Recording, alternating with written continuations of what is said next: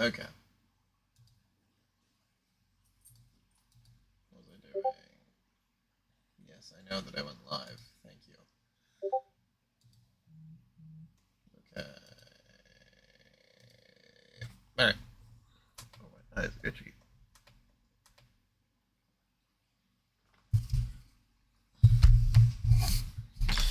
Okay.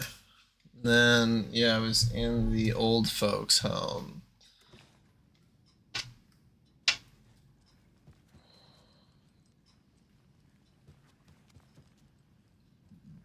I feel like I'm really feeling the 50%. I don't have the key. Uh, the halfway point fatigue. Very old. The I shouldn't government built interrupt a him. bunker here during World War II to watch the ocean for Axis navies and who knows what else. Ever since they sealed the bunker, it's been a hot spot for teens. The Ocean View Motel and Spa, they call it. Ironically, I believe. They go there to enjoy their beer and their vapes and electronic cigarettes. Their beer and their vapes. Future is.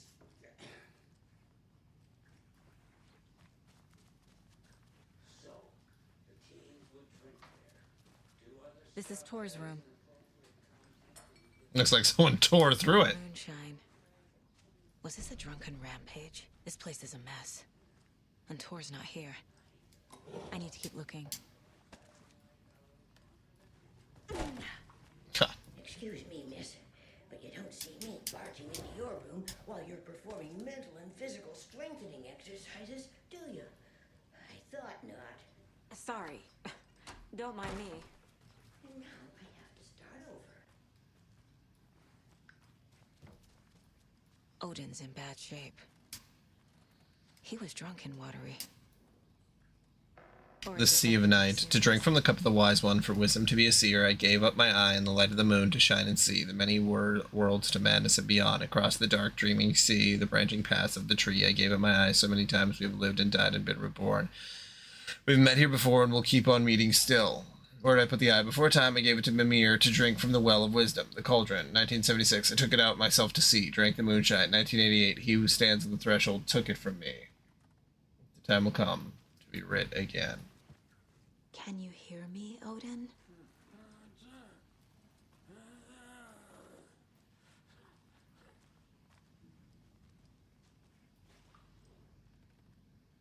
That woman in the painting looks like Mom. Was I born here? Odin Anderson? Can you hear me? I need to ask you a couple of questions. Odin?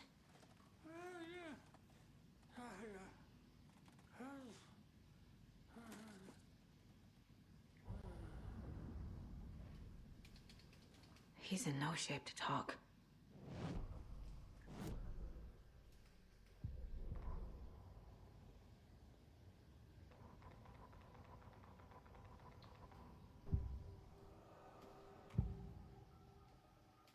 Odin's in rough shape.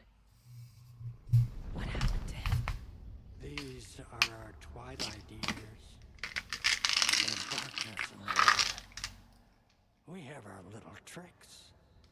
And so do you. What's happening? It's never felt this way before. You're all grown up, Saga, dearest. And you're back just in Sega. time. The forces of darkness are eating away at us. We're too old and weak. You have the power in you, like all Andersons. What was that? He wasn't a projection. Odin was really here. We were connected. Are they really my family? Is that why this is happening? I found a photograph of you with the cultists. How are you involved? We're too old for this brand of crazy. But we'll drink with anyone who's offering. The cult's been on our asses to join for years. But we already have our band.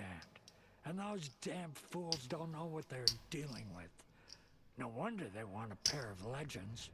Tor and Odin are not part of the cult. The cult thinks there's something special about Tor and Odin. I'm starting to see it too. Right, our connection. I've never connected to someone like this in my mind place before. How is this happening? I was glad to answer your call. Vikings are born travelers. You are a seer. You can see the truth. But your grandpa will want to tell you more himself. Wouldn't want to steal his thunder. Thor is in danger. You can save him. Is my mind place more than just a mental technique? Yeah, obviously, Saga. Are you crazy? Other people don't have a mind place. I have aphantasia. I can't even imagine an apple. Intuition behind it? Like... One thing at a time. Tor is in trouble. Once I help him, he can maybe tell me more. You said Tor is in danger. You mean other people can't construct an entire room to put, like, physical objects in place? Like, that goes beyond photographic memory. The Prince of fucking Darkness is making a comeback. Tor's marked by darkness. I can feel it. Is he in his room? It wants to take him, and then take me. Beware of Cynthia Weaver. Bad things happen in the wellness center. Don't let her drag him under, Saga. Does Prince of Darkness refer to Scratch? Is Tor becoming taken? I need to find him before it's too late. Stop this before more people get hurt. The clicker. I found Wake's clicker. What can you tell me about it? Cut off from Tom's lamp. It washed to the shore. Good work getting the light switch. The light switch is like an amp. You can play rock and roll without it, but you won't blow anyone away. Art, like Tom's writing, can change the world. But the light switch will crank that change to 11. The clicker has the power to change the story. To save Logan. That's me. This confirms what Wake said. I can't let Scratch get his hands on the clicker. By Tom's writing, Odin must mean Wake. Well, no. Tom's a different guy, but it doesn't matter. You don't really... I don't think that's as important for her. I forget if one of these I was going to... Oh, yeah, I think I was going to fully upgrade the shotgun.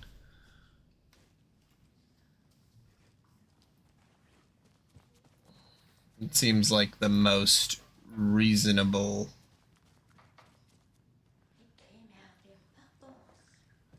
one to do.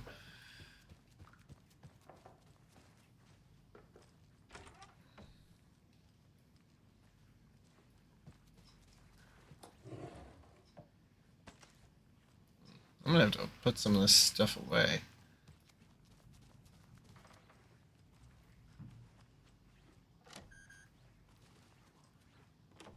Getting in is forbidden, for your own safety. Time is long for those who wait. But in the end, stand the thanks. All right. Sheesh, didn't see you there.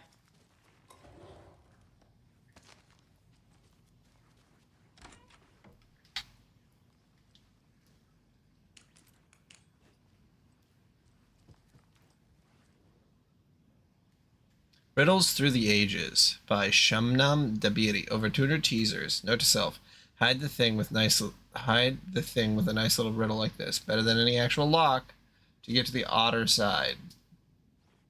Okay. Whose room is this?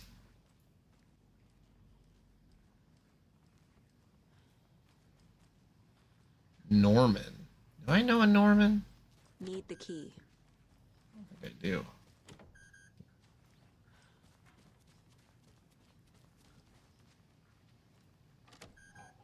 You don't have the key, do you, buddy? No? Alright.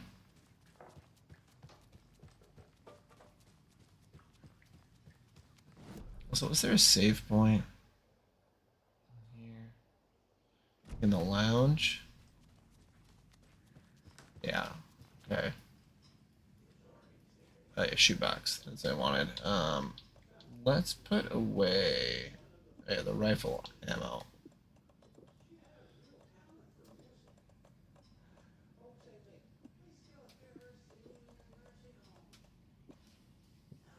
Okay, there we go.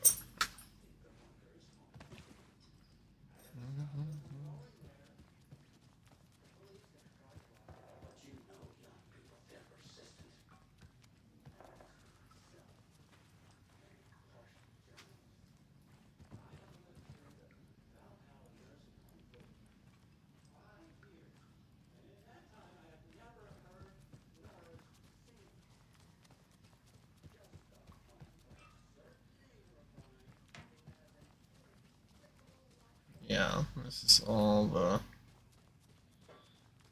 all this stuff.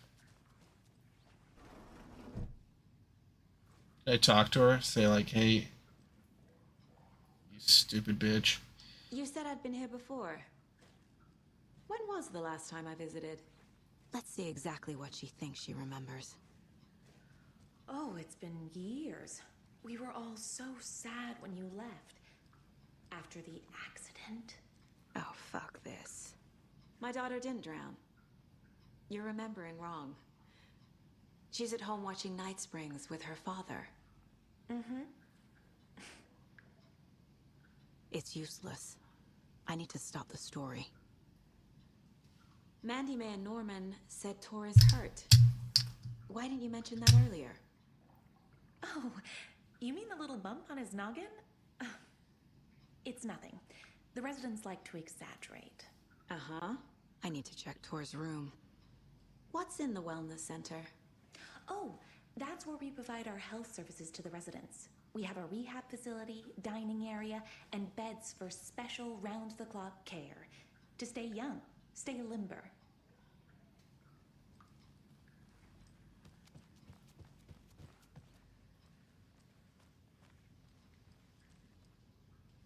Hello there. Saga Anderson. Eipä siinä. Name won't make the man worse. Even a Swedish name. I'm Ahti. Fucking Swedes. Excuse me. Anything good on that jukebox? We try to do good, but only Prime comes out.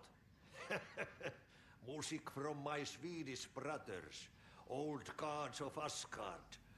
My pals, the Perkele Vikings. Perkele. Do you know where I could find Tor Anderson? Oh, you can never know where. Only a seaman can know that. But even the seaman can't know everything. Fair enough. Thanks anyway. Were you in the band? Minäkö? No. Perkele saatana, en ollut en. Not so much sweet that it fills the whole stomach. But we have Go drink shared some the water, or I'll stage fucking for end you.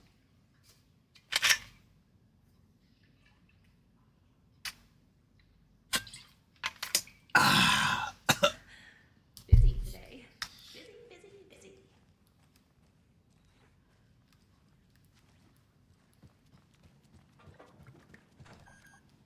Sorry, Saga. That area's for staff only. High noon.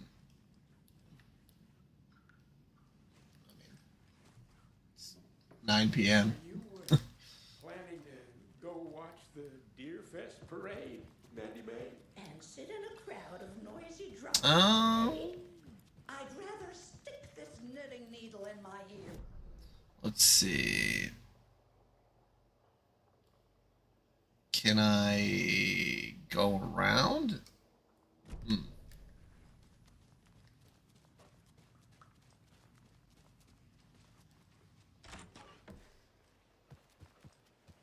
Maybe I missed something.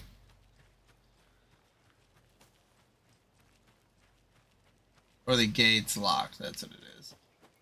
Shit. I need bolt cutters. What is in my inventory? Just the clicker. The clicker can change the story. Okay.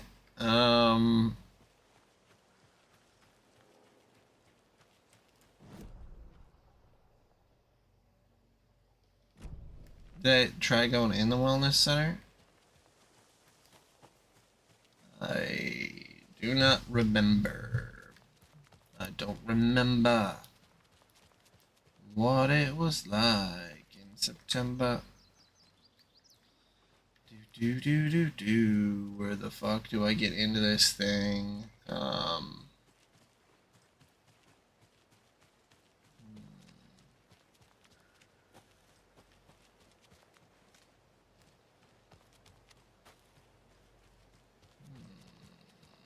What am I missing?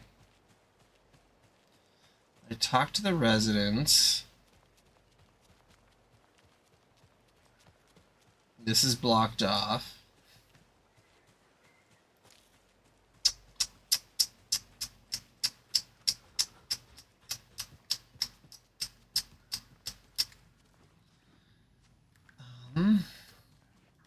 Must be something else upstairs.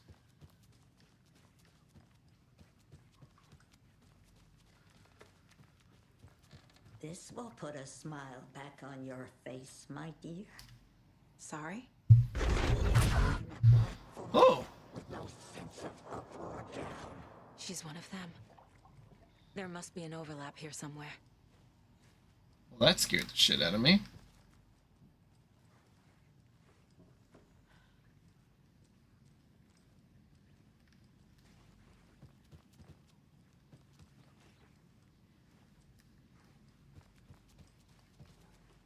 I don't have the key.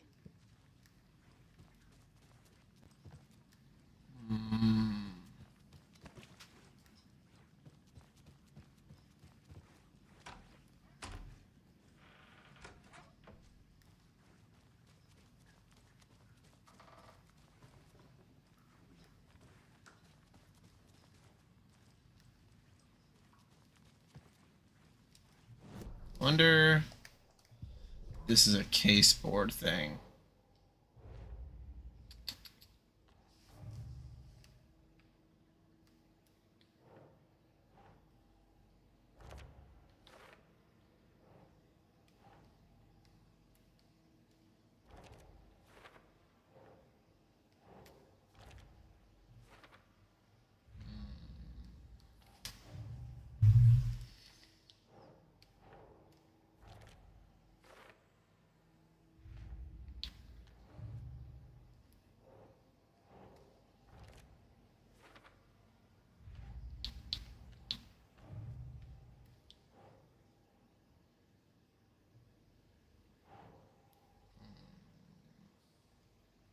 Or an Odin, Okay.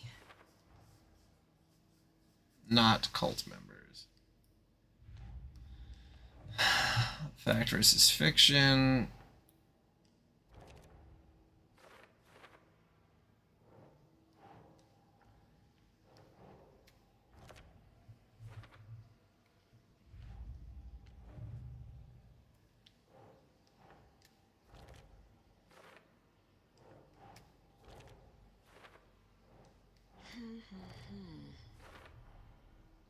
The clicker makes Wake's writing change reality. Can I trust him with that much power? Not sure I have a choice. I mean, Alan hasn't really been doing great at this whole thing, so, you know, maybe somebody else could do it better. I mean, he just got himself trapped in darkness for 13 years. It's not exactly... Is not okay. Something is definitely Like- going on here. It's just not going well. Just because someone has the most experience doesn't mean that they know what the fuck they're doing.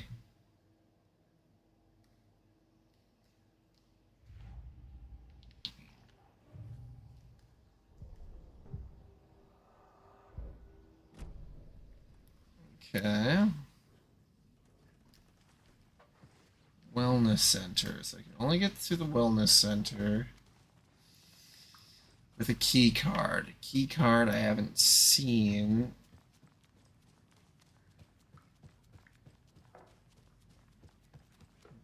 said there's a chance there's an overlap somewhere.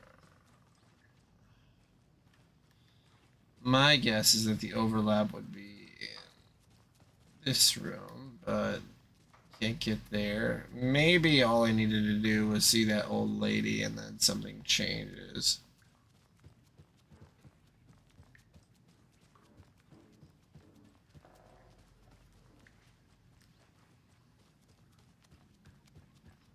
Tor's in the wellness center, isn't he? No, he's... Well, yes, but you really shouldn't go in there right now. I'm gonna need you to unlock the door. This is FBI business.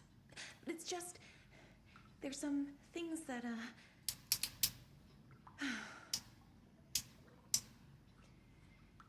Yes, okay. I'll let you in. Thank you, Rose.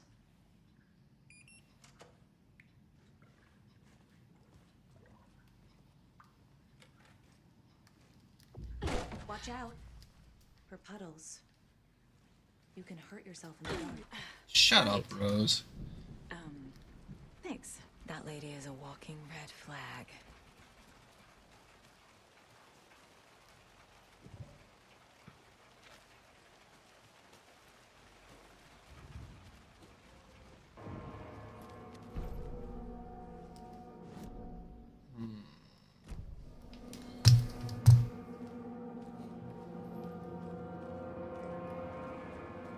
Dark. Empty. Be ready, Saga. It doesn't let me take out my gun, so...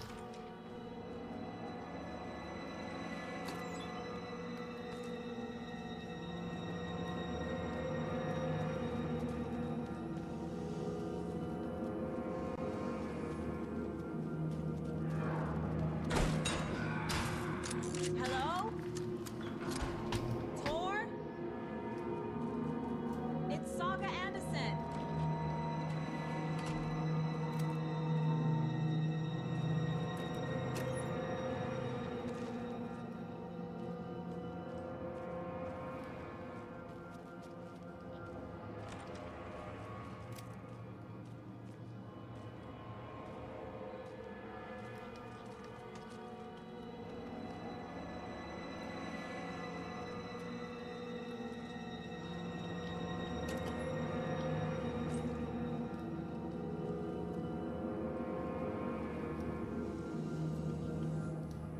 Doc, Rosemi found Mr. Anderson knocked out on the floor by the phone, burns on hand and cut on head, was out cold, so brought him here, has been acting strange all week. Take good care, he's up. He's hurt pretty bad, but he tore off his bandages. Why?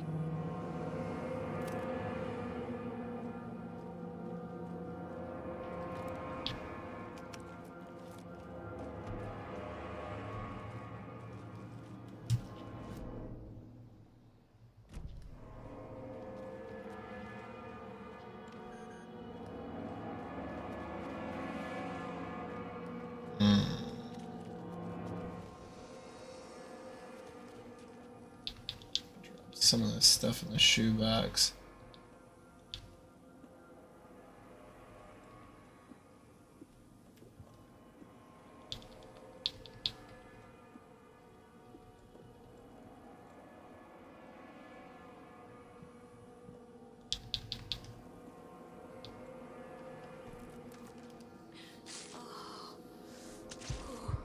There we go. Healing items. Save.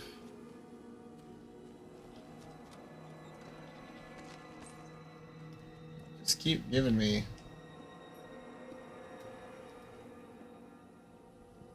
rifle ammo that I do not have, which maybe I should search.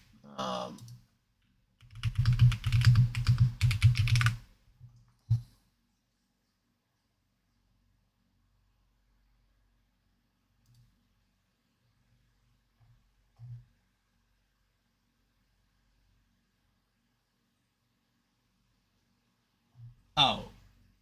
Okay. No, I haven't missed it yet. They just keep giving me ammo for a gun I don't have.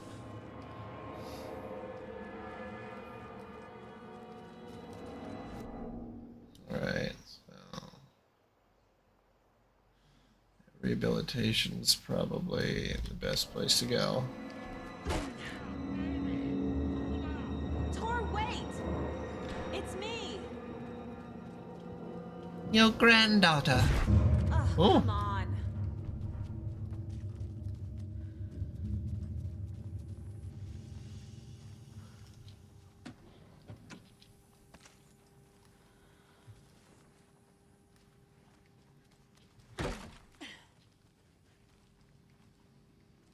So that goes up and around.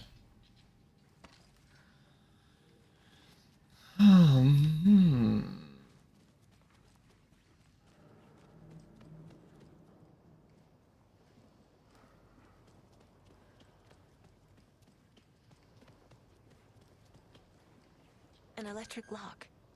Looks like it's controlled remotely.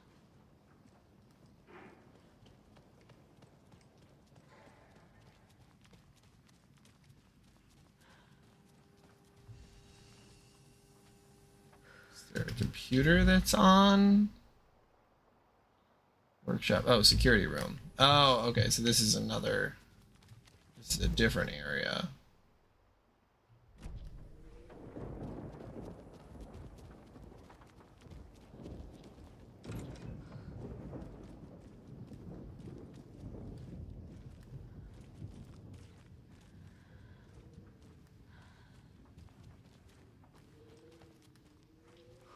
A security computer. This door needs a knob. This door needs a knob, like I need a hole in my head. Full moon, third quarter, new moon, first quarter.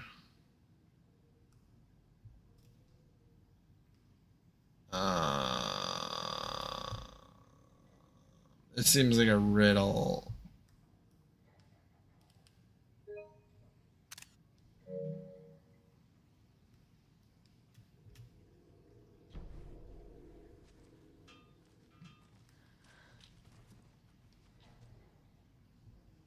The Koskela brothers aren't just in the cult.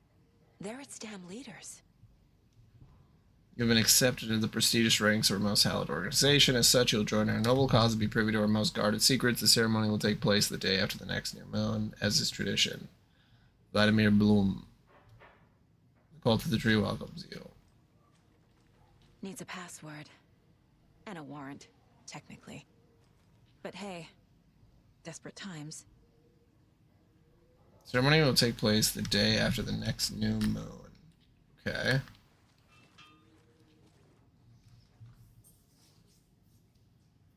After the next new moon.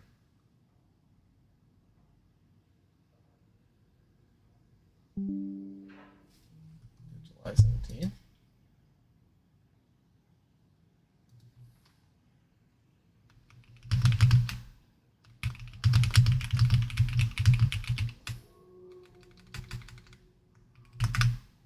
Hey, Liddy, how is Deltarune going?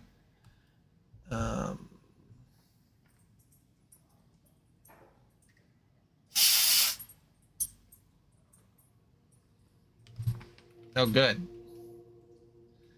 You missed it. I read the first 200 pages of Homestuck.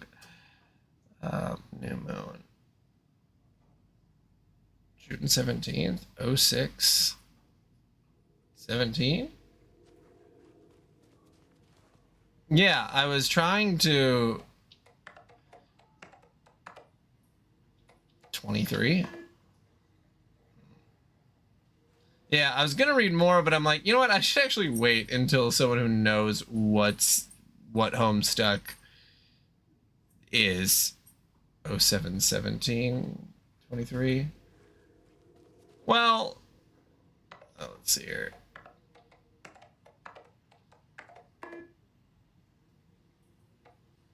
What does they say? Such a ceremony will take place the day after. Oh, the day after the next new moon. Oh. Whoops. No, I need a... Oh, 7, 18, 23. Yeah, but what was I going to say? Oh yeah, that Homestuck, you know, going through it, the first 100 pages before the home actually gets stuck to wherever it is, yeah, there it's a little rough.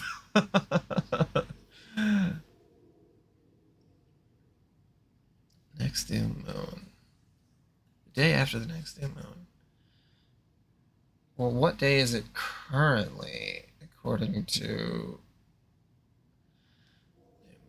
Well, I'm gonna just assume it's May, I guess. Although these days are all marked off. New moon, May 19th, so 05/20/23.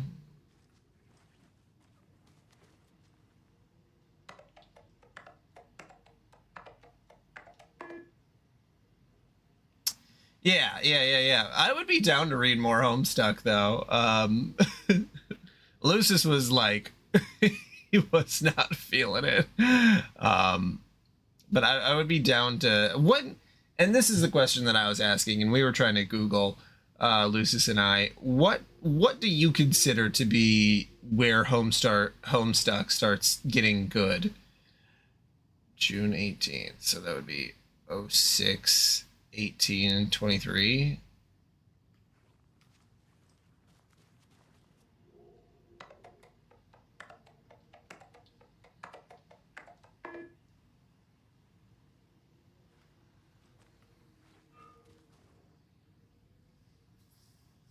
Um, 08, 17, 23.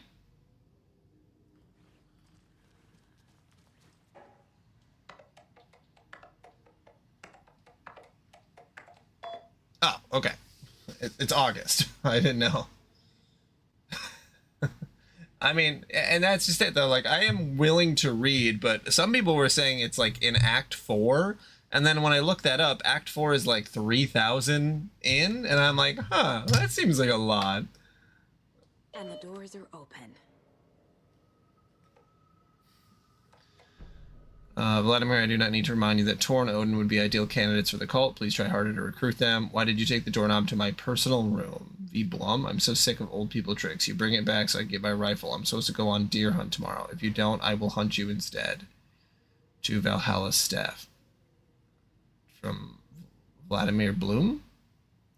I'm a little doorknob that's out of place, but it's all these clues you could trace the way to the private space. I meet you at the greet inside a bright glassy cage. Meet you at the greet. Okay.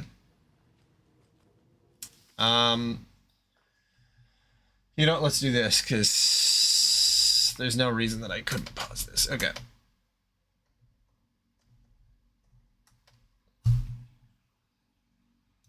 You bought Final Fantasy 16? Again? Didn't you already own it? That's confusing. Where did I put Homestuck? Oh yeah. Okay, here it is.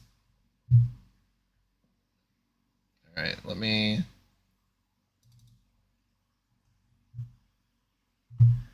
Okay, so if I bring this up... Okay, and this is where I was. Page 313. Where we're introduced to his weird friend, Dave, right? So,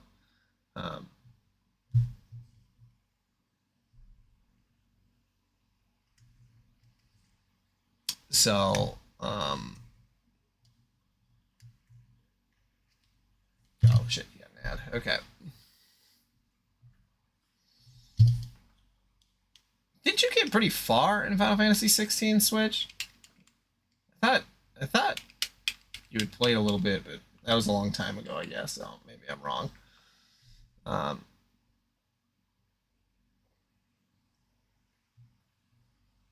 No, you didn't. Okay. I gotta wait for this ad break to end.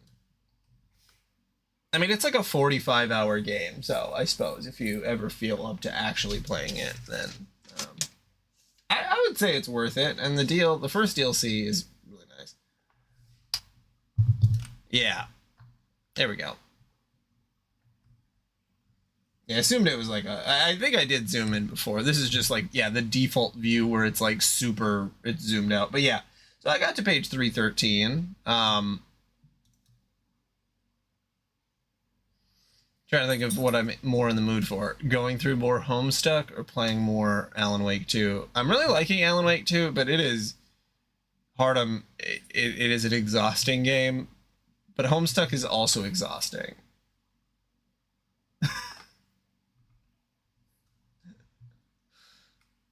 mm. Mm. Mm.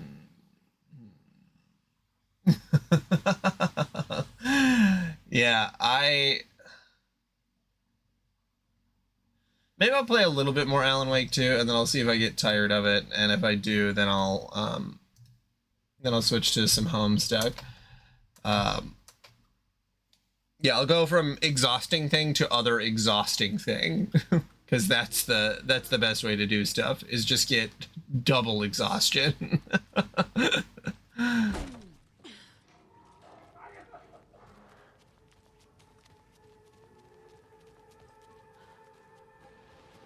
Okay, so now it's fully dark.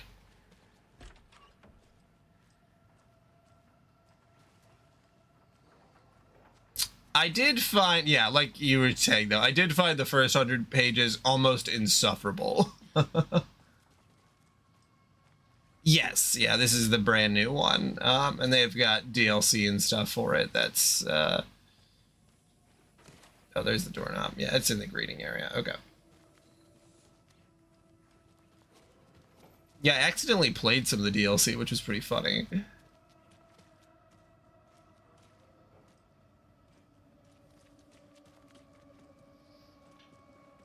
Yeah, and I understand the humor. I think that's something that like I was on the internet back in the day. Like I absolutely get where it's coming from, especially the like using really overcomplicated words to describe situations that absolutely don't need it. And yeah, but that's a great point. The how it's made, especially when it goes to like a little point and click adventure animation, I was like, this is actually insane. This is actually a crazy thing to do. Which like that, and the programming humor I thought it's fine, but I don't think programming can be made funny. I don't know if that's a possibility.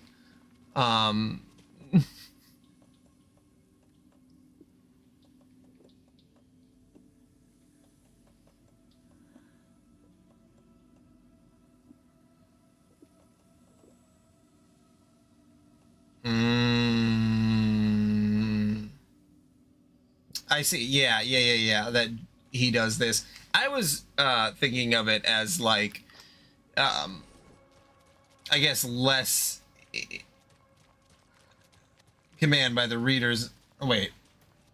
Page title is a character command by the readers on the forum. Oh, I didn't know that. Okay. That actually makes it a lot different.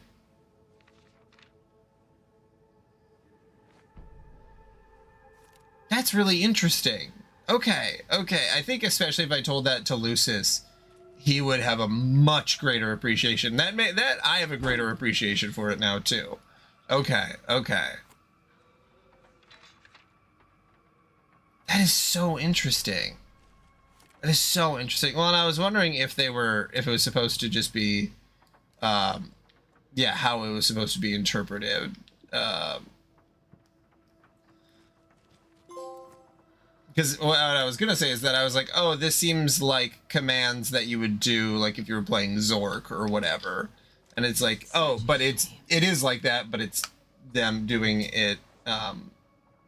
Also, this got all messed up. Oh, that's because I still have display capture on. Whoops.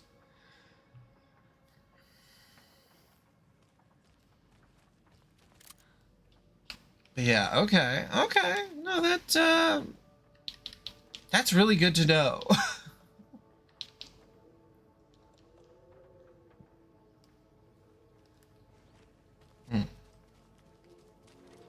See, and this is the context that I was missing, absolutely, where I was like, I have no idea what's going on, Lucis, as I'm reading it. And then he's like, European formatting. I don't know what's going on here either. Hurrah, my acceptance letter has arrived. I am one of the gang now. Do Sivanya do the boring old vat? Hello to the exciting new man about town van. I will buy vodka and herring to celebrate. This month everything will change. I had to take care of the dead raccoon over by the bunker. It smelled very bad. Not good for my hangover. 35 to 40 minutes. That'd be right around 10.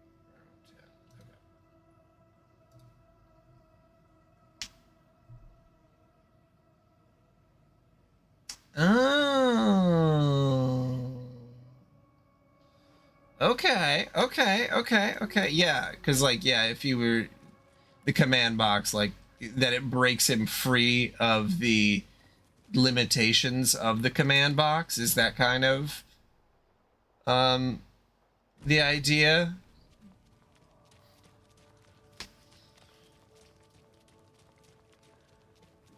Or is... Can't be opened on this side.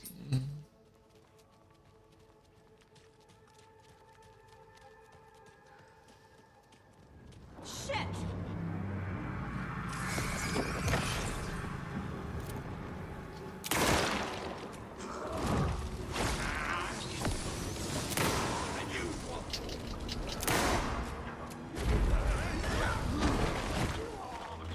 Not good.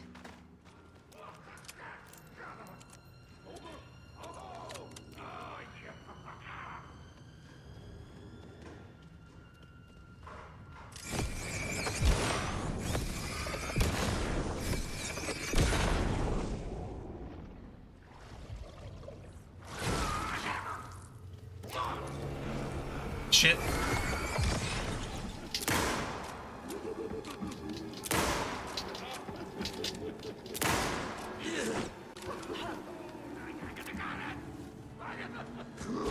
Shit.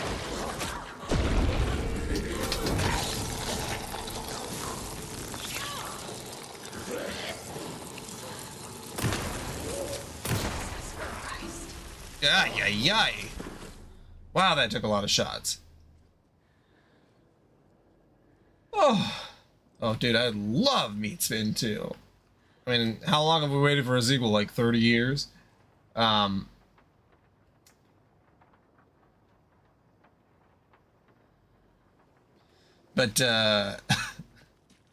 yeah, no, maybe I'll read some Homestuck. That actually gives me a lot of motivation to go through it, knowing that they are commands written by people in the forums. That sounds like when that fish tried to play, Pokemon Yellow or whatever it was. Mittens, homemade, a notebook full of daily meal plans, an ice fountain pen, an antique hair clip, very pretty. Address inquiries to your friend Rose. I found a box of ammo for a hunting rifle in the cafeteria. Rose, I think you left some behind again.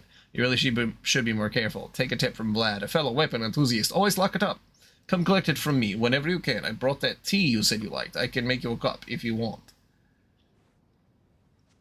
Yeah, Twitch plays Pokemon, but forum with Homestuck. Yeah. And that was really early, too. Right? Like, Homestuck was in 2006, so that's a very unique... that's an incredibly unique idea. Interesting. How interesting. I hate when it does that.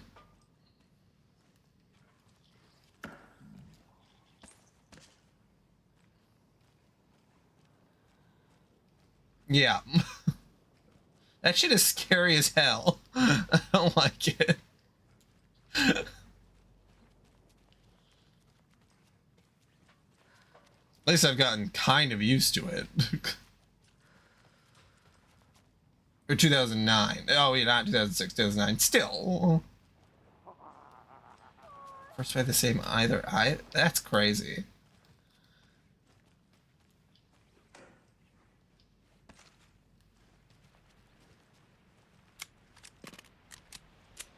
Oh, is that the MS Paint one or whatever it's called? Tor Anderson, you come out of here this minute. That water is bad for you. Tor, wait!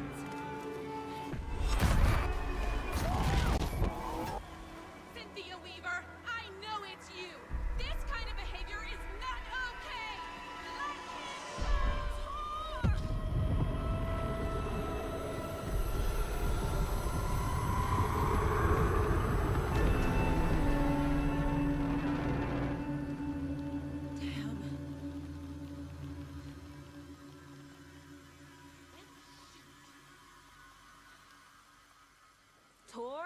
There's an overlap here. Did Cynthia pull Tor in? What was that? Where did Tor go? What on earth do you mean, Saga? Tor is resting in the wellness center. Remember? What? We both saw him go into the pond. Okay. Are you fucking with me? Or is this the story again? Now. Yeah, I know that in Let's MS, cool it with the language. the MS Paint adventure pops up a couple times. Why? When you're going through it, they have like links to the MS Paint adventures. Rose watched Tor go into And then the MS Paint adventure guy is talking to John in real time, and he's the voice Wake has returned. or something. We're all characters in his story. Gee whiz. I'm not his fucking character. But I can use that phrase to make Rose stop lying to me. Wake has returned. Cynthia took Tor. What happened to her? When the darkness touches your head, your bookshelf gets shuffled. I put her lamp in the shoebox. What do you call a lamp lady without her lamp? Is Rose talking about Cynthia or herself? Or both? Okay, Jailbreak's the first one. Okay.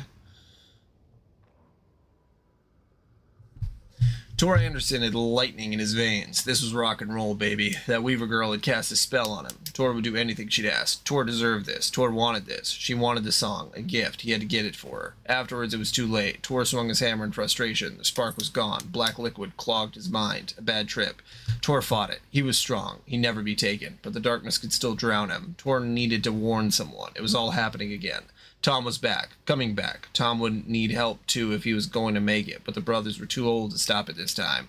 Tor had called someone who could help him. The name escaped him, drowned beneath dark water. Ilma was nervous. His palms were clammy. He lowered his phone. Mulligan isn't picking up. Jocko shook his head, pointed at his own phone. Same with Thornton. Ilmo didn't like it. No one was answering the phone at the workshop in Watery either. Something was up. It had to be the writer. Had to be. The Koskala brothers were crouching in the bushes across from the Elderwood Palace Lodge.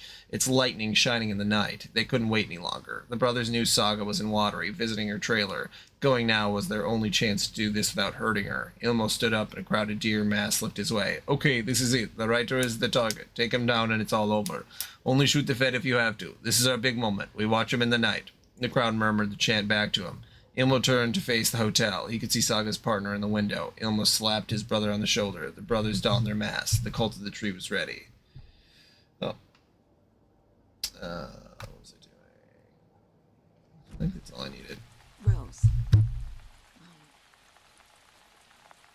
Wake has returned. Oh my god. You're the hero! You're here to save Alan! I feel so silly for trying to keep you out of the wellness center. I locked Torringale in there after they lost it, and I didn't want you getting Yeah, hurt. the comics were, or the application is interesting because you have to like unlock other things by reading. To get around. Homestuck.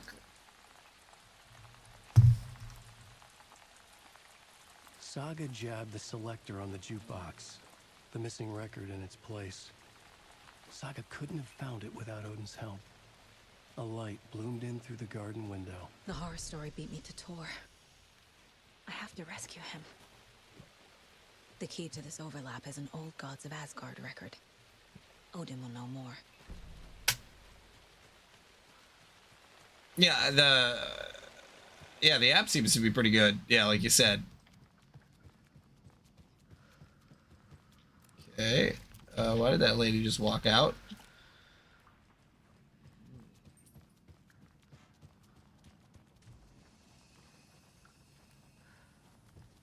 If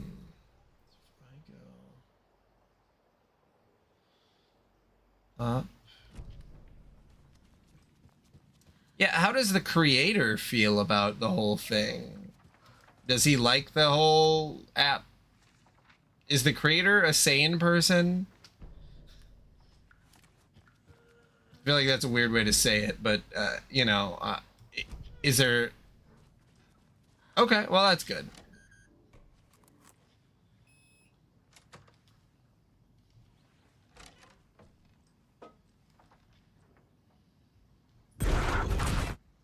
God Remorse. damn it. This is the one. But it's gone. Cynthia has the record. She will tell me where to find it. Rock music is the ancient language of the soul. Yeah. Getting drunk.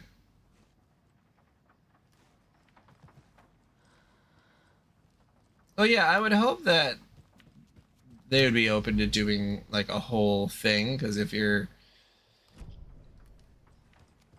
you know, like obviously the creator must have put a lot of effort into making the animations and like doing the whole damn thing, so how bad that turns out. Damn. Okay. What's Ati up to? I found an empty record sleeve. Do you know where the record inside went? Oh, the matter is not my business. That's true, yeah. I have it downloaded. It's on my OneDrive. But she who steals a needle steals a nail. Wonders of the modern day. Music captured on vinyl, on tape. What will they come up with next? Tähne vielä keksi. I'm a man of the old union. Do you know anything about the cult of the tree? Yes, yes. He who reaches for a spruce tree will stumble Happy into a Bride. chamber. Oh, this guy? One of Yeah. them. I He mean, has kicked empty. he looks like I wouldn't Tidge want to be DeCharo. in his shoes, but I like his sauce. So, How did you know Blum was part of the cult? Oh, Fox never runs out of tricks. you know, He's a crazy man. Tidge and had he will one show his really way. good special, and then I just didn't like anything else she ever did. And I always feel bad about that, because I'm like, well, there's a ton of lesbian comedians, but also like if I don't find someone funny, I can't force it. Yeah, the cancer one, because it was so heartfelt and so to the point, and like it was just really something impressive. And then because of that one, she ended up being on like a bunch of television shows and like, yeah.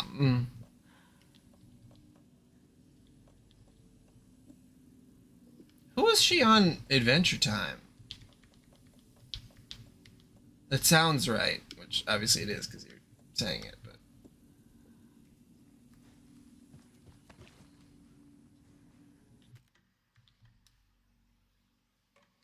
Oh, the comment. Yeah. Yeah, okay. Yeah, I would not have even recognized her. She doesn't give a lot.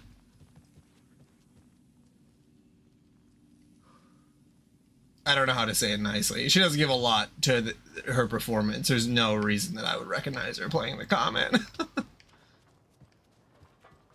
It's just like kind of monotone.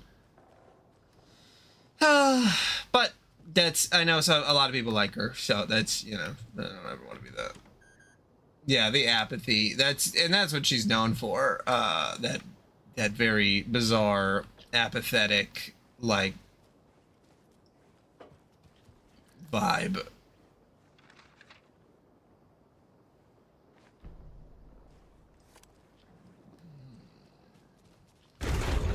God damn it. Keyfobe's no good without power. What has been has gone. But trouble. Okay, you know what? I am gonna read some Homestuck. Now I'm all jazzed up in my mind, knowing what the situation is. All right, let me switch this to just chatting.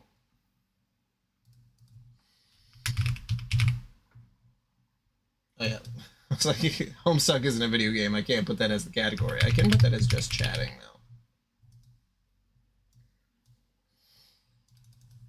All right, reading Homestuck.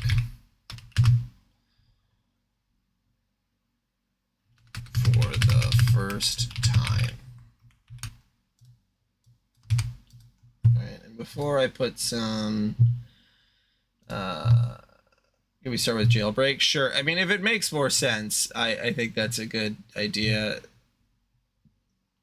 If it gives the right context, then yeah, that's. Sorry everybody for I was playing Alan Wake, but we're gonna read Homestuck. Let's see. Lo-fi, or no, chill video game music. Honey bunches of oats. No honey bunches of oats. I need this to be almost inaudible. Why is that still so loud?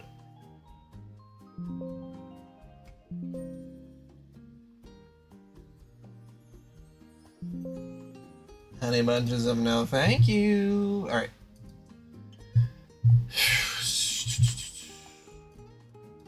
I mean, I like honey bunches of oats as well. I don't eat cereal a lot though.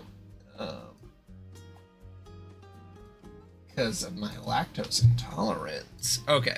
Jailbreak. Alright. I'll be right back. What time is it? 9:52. Seven. My wife wanted me to check on me.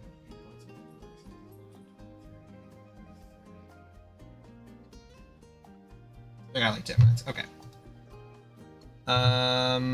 Yes, I have. I've tried all of the sort of almond milk. Non-lactose milk seems to be the best case scenario, and coconut milk. And I don't know. I think just like my stomach just gets upset because it thinks like I think there's like a brain barrier thing because every time I eat cereal, my stomach goes crazy, and it might just be because all the cereal I eat has a shitload of sugar in it. So maybe it's not the milk part.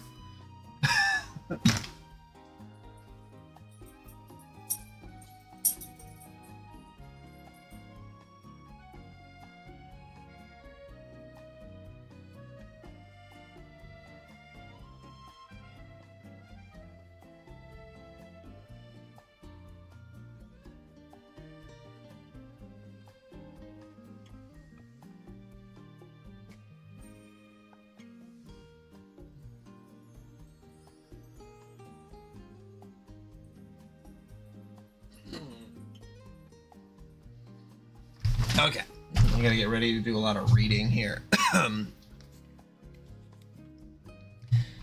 MS Paint Adventures. Jailbreak. A guy tries to escape from prison. The very first MS Paint adventure. Andrew Hussey ran it as a game on his personal forum, with a rule that forced him to follow the first command suggested after each post. This resulted in barely controlled chaos. Jailbreak was the origin point of several long-running jokes that would later return in Homestuck.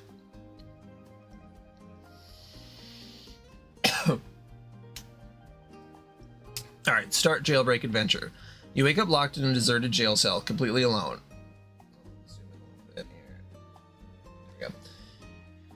There's nothing at all in your cell, useful or otherwise. Attempt to pry open window. There are no objects around with which to pry open window. Graft pumpkin to yourself so that you have one hideous arm. What pumpkin? Grow two muscular arms with which the manhandle the key? He already has arms, stupid. Look for keyhole.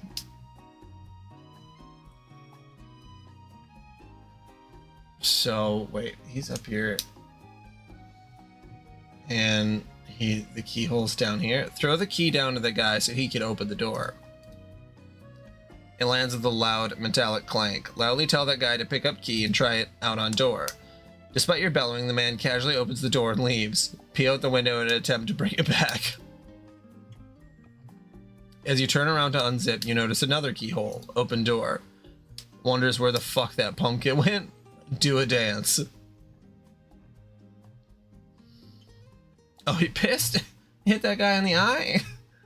And he's falling down. Ladder cracks. And shuts the door.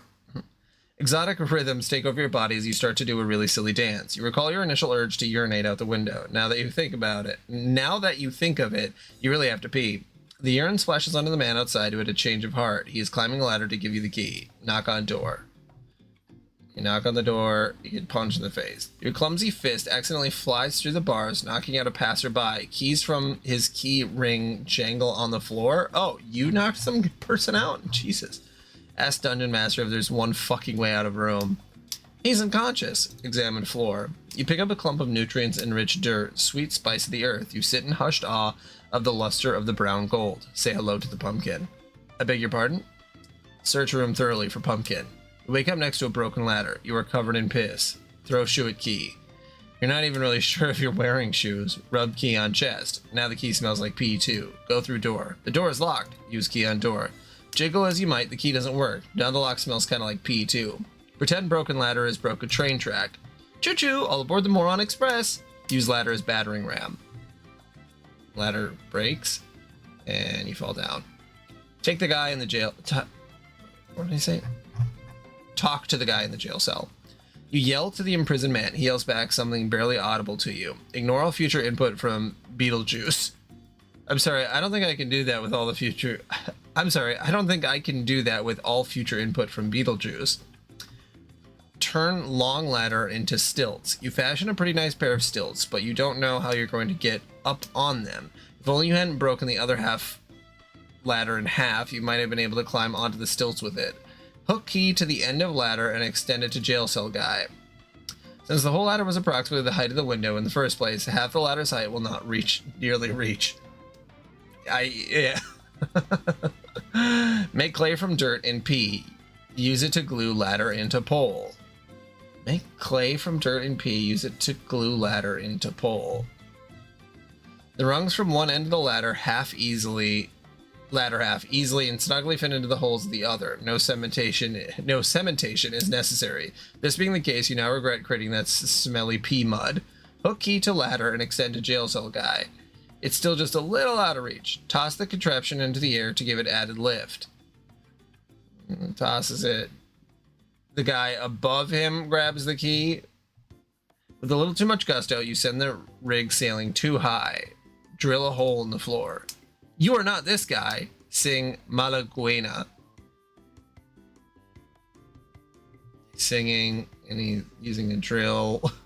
You're a little bummed out that you missed grabbing the key by inches. In an attempt to drown your sorrows, you gush forth with melody, an enchanting rendition of Malaguena. In an attempt to silence your racket, the man above begins drilling noisily. Hollow out pumpkin, wear his helmet in case ceiling collapses. Yeah. I kind of assume that this is like sort of just like the makeshift version of like this is just the best way to do it via this app, but I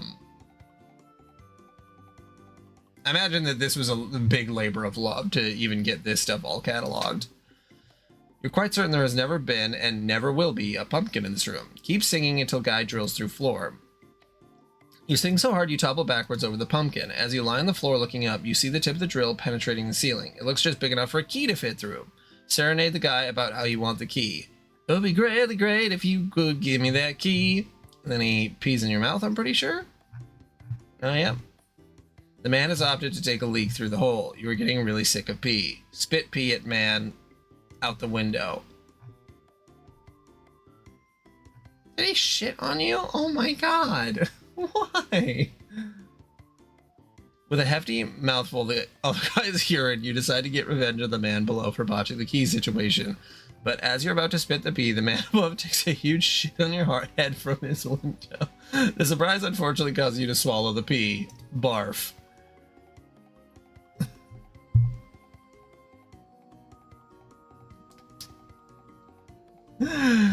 You barf. Overcome with nausea from the foul chain of events, you vomit. The man below has almost completely reconstructed the ladder using the same method he used to build the stilts. He's nearly up to your cell when he's met with a face full of re-ingurgitated urine. Check on knocked out guard. He's really down for the count. Try waking him by peeing on him.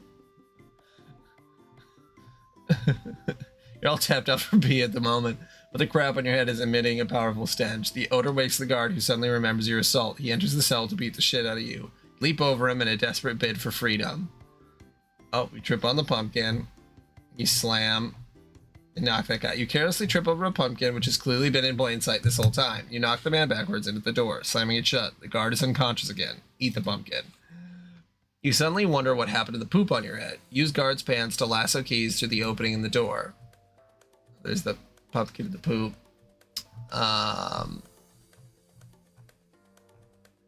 You're not even sure if this guy's wearing pants. He did seem to be wearing a belt, though. You flail the belt around uselessly and then drop it. Use guard as battering ram on door. Oh, God. Oh, shit. Okay, I'm not gonna lie. This is way funnier than what I've read of Homestuck. He's too heavy to lift completely, so you drag him close to the door and prop him up. Then smash his face against the door repeatedly. The door holds fast. Apologize to guard's body. What? You cut off his head and you put it in the pumpkin? And then you put the pumpkin in... What is happening here? You start to feel sorry for abusing the guard so badly and mumble an apology, but then a mere apology doesn't seem to do justice to the poor man. You decide he needs a proper funeral. You sever his head with your trusty pocket knife and place the head in the pumpkin, which you just hollowed out. Using your handy spoon, you dig a hole and bury the pumpkin. You say a few prayers. He's in a better place now. Status. Game status. Health, 74, blah, blah, blah. Chutzpah, 90. Metal, 67. Temerity, 66. Cheek, 95. Pumpkins destroyed, 1. Keys in inventory, 0. Irritations, 3. Decapitations, 1. Unpause. You wake up in your cell after a short nap. There's a key to your side, a drill against the wall, and a small pea-soaked hole in the floor. Drill through the floor. Drill. You drill through the floor, the drill falls and kills the guy down below, and then starts whirring. For the first time in your 3-year imprisonment, it occurs to you to drill a large hole in the floor. You put your back into it. Well, that murdered that guy. Oh my god. Poke head through hole and wave. You're delighted to see your neighbor. You decide you are long overdue for a proper greeting. Your oversized cranium gets lodged in the hole. You are stuck fast. Wait, what happened here? So, you do the drill. The drill falls through. Oh, it lands on the dead body. Yeah. Okay, I see. Had to go back on that. Yeah, okay. Poke head through hole and wave. Yeah, blah, blah, blah. Wave legs in the air. Waving legs in the air like you just don't care. Oh, I think he broke his neck. And blood started dripping. Your most creative solution to the problem is to hoist your torso in the air and flail your legs. It seems to be working when something goes wrong. Proceed. You suddenly realize you are now this guy. Dab pictures of naked ladies on the wall with blood. Daub? All you have is gay porno. Black inches, hunk rump. Drill hole through floor, or through door. The drill is not strong enough to penetrate steel. Drill through the wall right next to the door. All these thoughts of drilling and penetration have given you a serious hankering for some quality time with Hunk Rump magazine. Continue to enjoy Hunk Rump. Happy Pride. You're putting the finishing touches on a robot you have built from ladder pieces. You're soaked in regurgitated urine, and this activity has been a nice diversion. You call him Logorg. He's magnificent. Command Logorg to dance. With commanding authority, you issued the order. Logorg has no brain, motor, or any moving parts. Use Logorg as a battering ram to open the door. From atop your great mechanized mount, you command Logorg to break down the door like a huge battering ram. Put your brain inside Logorg's head. You're not sure how you're going to get your brain into Logorg's head, or out of your own head for that matter, but you get an idea. Get inside Logorg.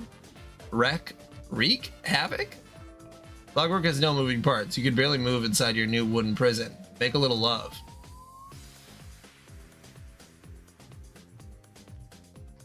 Okay, wait. He's doing a little love dance. He thinks of the robot. The drill happens. Smashes Logorg. Oh, that's too bad. You decide all these thoughts of destruction should be offset by a little good earnest lovemaking. While you contemplate your current options for sexual partners, a whirring is heard from overhead. Sacrifice your soul to the heathen gods. You've considered doing a lot of stupid things before, but this idea takes the cake. Rebuild Logorg.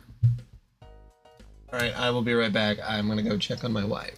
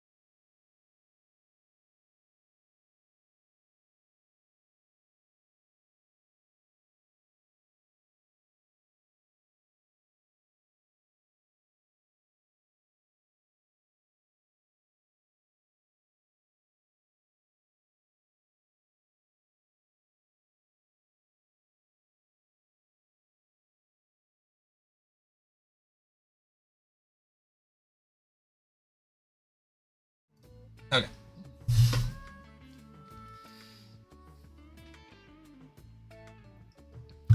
From the Logorg ashes rises the phoenix of Drillgorg, supreme next generation mechabot at your service. Get down tonight. Resets it. You're really excited about the advent of Drillgorg. You have no choice but to totally get down. Festivities and gyrations may or may not continue into the evening. Get a bachelor's degree in robotics. You don't even know where to begin addressing how stupid that idea is. Examine that rope-like object. Looking at the rope.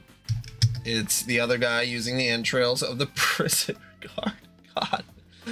With great... or not the prison... Yeah, the prison guard. With great precision, move away from end of the intestine. He jumps and lands right on Drillgorg. Oh, God. With great precision, you move away from the end of the intestine. Make a robot out of that guy. I don't think I'm familiar with make a robot out of that guy. Cry. Oh no. He's crying. This guy reaches out to him. Crushed by the loss of your prized automation, your son of lumber, you are reduced to tears. The other guy consoles you. He thinks he has something that might cheer you up. Pause. Unpause. You're this guy. You and your newfound buddy stand face to face, wondering what to do. The shattered remains of Drillgorg rest in a tragic heap. Climb intestine. You pull, the body goes all the way through. Splat. The other guy is now in this room. You decide to climb the intestine from which your new mate descended. He thinks, what the heck, might as well follow. You both begin a perilous, smelly climb. The added weight causes a sudden jerk from the other end. You make it through, but your partner is not so lucky. With a great sense of accomplishment, you survey the room. Wow, what happened in here? Clean the place up a bit. Using your trusty rag, you make some pretty good headway on the room. You notice a patch of dirt where it looks like something was buried. Eat whatever is in the hole. You're firmly resolved to eat whatever you unearth from the hole, no matter how unsavory, when suddenly the dirt collapses. Avoiding the floor is left behind. You'll have to make other dinner plans. Dig deeper. Search for Prime Minister's gold hookers. Start to dig, hoping there will be valuables belonging to important people, but your oversized head becomes stuck. There's just something oddly familiar about the situation. Ease head out of hole. Oh. The head pops right out of the hole with the pumpkin on. You begin to gently squirm and wriggle when you start hearing an eerie buzz around your head. Carve holes for mouth and eyes. Much better. Now you can see through the thick flesh of the vegetable. That's using your gourd. Go to window to show off new helmet.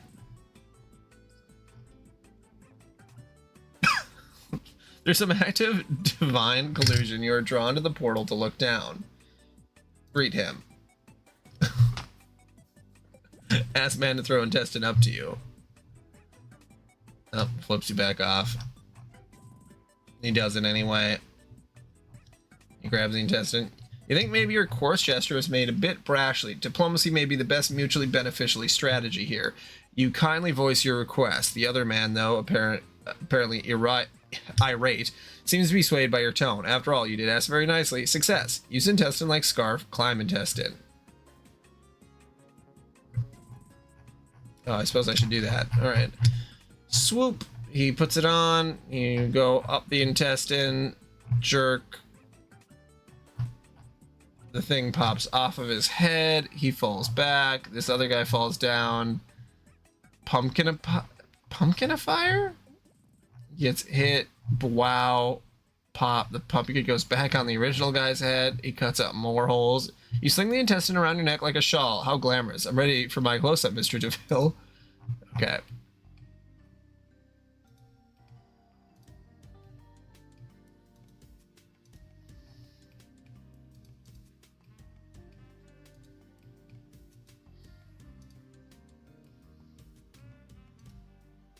Okay, be the other guy. There it goes. Oh, it goes to him? Oh, no. Splat. Oh, I suppose I could use this back button. Silly. I don't... It's weird because this is like a web browser, but I'm not thinking about it like this. I'm thinking of it as an application that's like specific to... Yeah, okay. I'll just use the back button in the future. Splat.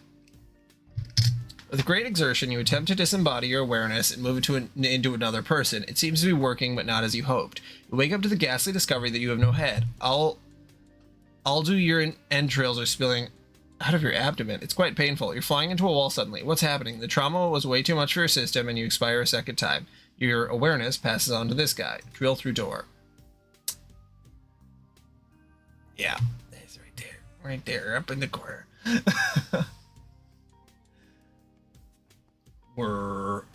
He drills through the door. Crash. Pumpkin a purifier. Recalling the drill does not penetrate steel doors, you buckle down and get ready to give it your all. Except the door is made of wood. Place head on X. Bonk. Buzz. Attempting to place your head on the X, you bump the device activating it. It purifies a pumpkin that looks like it's seen better days. Open pumpkin and cuddle whatever is inside. You open the pumpkin, there's the dead guy's head. Cuddles it. You remember this guy. You murdered him when you smashed his face against the door. Then you decapitated him because it was the only decent thing to do. You're so happy to see him again. God, that pumpkin looks delicious. Check that door to see if it's locked. Grabs the pumpkin. Opens the door. A bunch of other pumpkins pop out. Pumpkin goes, puts it probably where the other guy was. Your curiosity about the door gets the better of you, but you try to sneak a dibble from the pumpkin nonetheless. Build pumpkin armor. You gather up a couple spare pumpkins and cobble together a very smart-looking outfit. You feel invincible suddenly. Return to the courtyard to show off new suit. Oh, and there's the other guy. You're drawn out of the broken door to look up. And this happens. Okay, eat the pumpkin portions just cut out of the head pumpkin. So he tries to eat the pumpkin portions, but it's a wrong shape. Oh. Now he goes to cut it, and now he eats it. Damn, the pumpkin portion is a little too big for the mouth hole. You think to yourself, if I didn't have my trusty knife with me, I think I'd slit my wrists. Well, you wouldn't be able to do that if you didn't have your knife on you, so play the get out of jail free card. So, hunks. Of course, you forgot about your get out of jail free card. This is not a get out of jail free card. You're suddenly this guy. You're taking a strong interest in this door and what's inside. You think to yourself, I will probably go through this door no matter what other stupid idea pops into my mind. For the love of God, go through the door. Goes through the door. We got some different pumpkins. The door locked. Looking up. Okay. You step through the door, which instantly slams behind you and makes a locking noise. You have a feeling it is locked.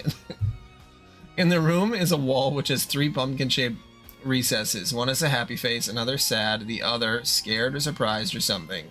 There is a fresh pumpkin on a pedestal and a carving knife next to it. The room seems to extend very high up. It might even go all the way to the roof up there. Carve the pumpkin into a surprised face. With your most determined face, you set about turning the pumpkin into a work of art. You really suck at carving pumpkins. Put it in the sad recess. Squish. Grind. Flood. Oh, okay. You are not deterred by any theoretical discrepancies between your handiwork and the pumpkin spec, nor do you feel you have to put the pumpkin in the correct recess. Fits like a glove. Removing the pumpkin from the pedestal may have triggered some event, however. Drink as much as you can, as fast as you can. You can't believe how stupid that idea is, but it's worth a shot, I guess. Plug up the hole with a pumpkin.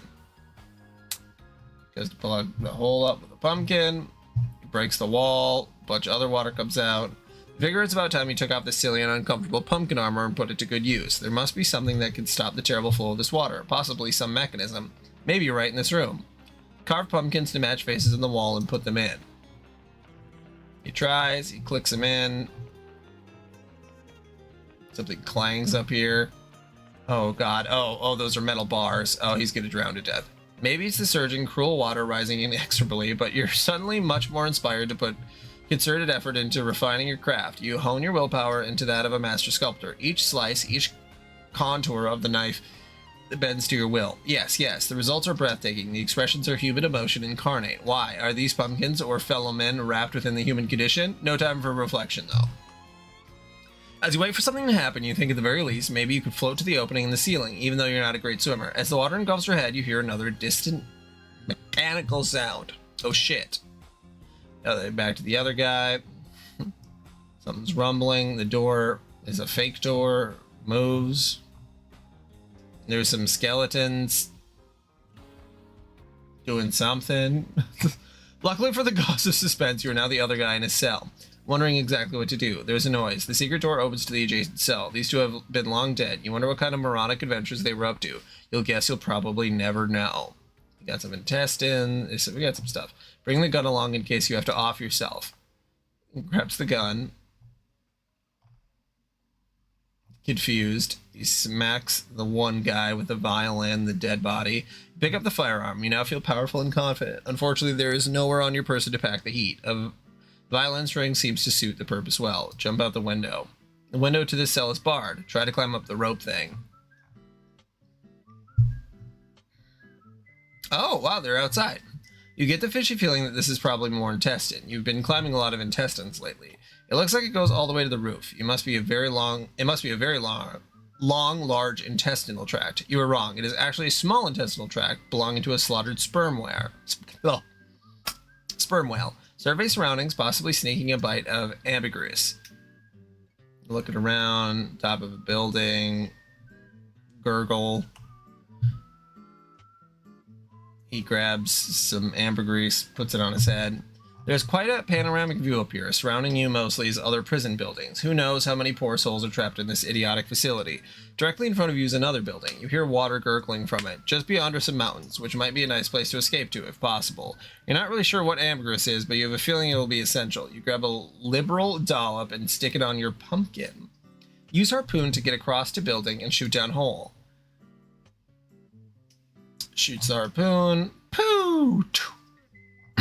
Jumps across. There's a crank. Gurgle. This guy's almost dead. He's got his gun. He aims the gun at him. Oh no, he aims the harpoon gun at him and shoots him in the stomach. Why? You break the harpoon out of the whale, load it into the barrel, and fire. The pulley mechanism yanks you swiftly to the other rooftop, readying your pistol to be fired indiscriminately into the void below. You hear some murmurs along with the gurgling. The water seems to be rising slowly. Looking into his mournful, pleading eyes, you start to reconsider firing your handgun. You opt for the harpoon gun instead. You figure you might need the bullets later if you have to off yourself. Pull lever and reel in the harpoon. Pulls the lever. Zip, oh, and that makes a ladder. Okay, you think you've got this figured out now. Amidst a lot of swearing and groaning from below, you nonchalantly walk over and pull the crank, assuming this will trigger something right away, presumably with respect to the bars. You reel in the harpoon. The bars stay put, but a ladder emerges, with some kind of control panel next to it a good ways down. Apologize to the man. Goes to apologize to the guy, and then there's a puzzle, a cat puzzle? He twists his head around to have a smiley face. You tie the harpoon tether around the crank so it doesn't go anywhere. You then get down on your knees in preparation for one of your most sincere-sounding apologies when something distracts you. A 5,000-piece jigsaw puzzle on the floor, partially completed. It looks like it's a picture of kittens. This looks like so much fun. Ask Harpoon Man where the rest of the few thousand pieces are. He can't hear your questions and doesn't really care to listen at the moment. Climb down ladder and randomly press buttons on panel. There's a release switch. He presses, or he flips it. Crank, he gets up. Guy who got harpooned breaks this on accident. Once that's broken, some barbed pipes come out. You get your button pushing finger ready for a field day. You are disappointed to find it is a simple switch. You pull it nonetheless. Take off helmet and use it for flotation. Flip switch again.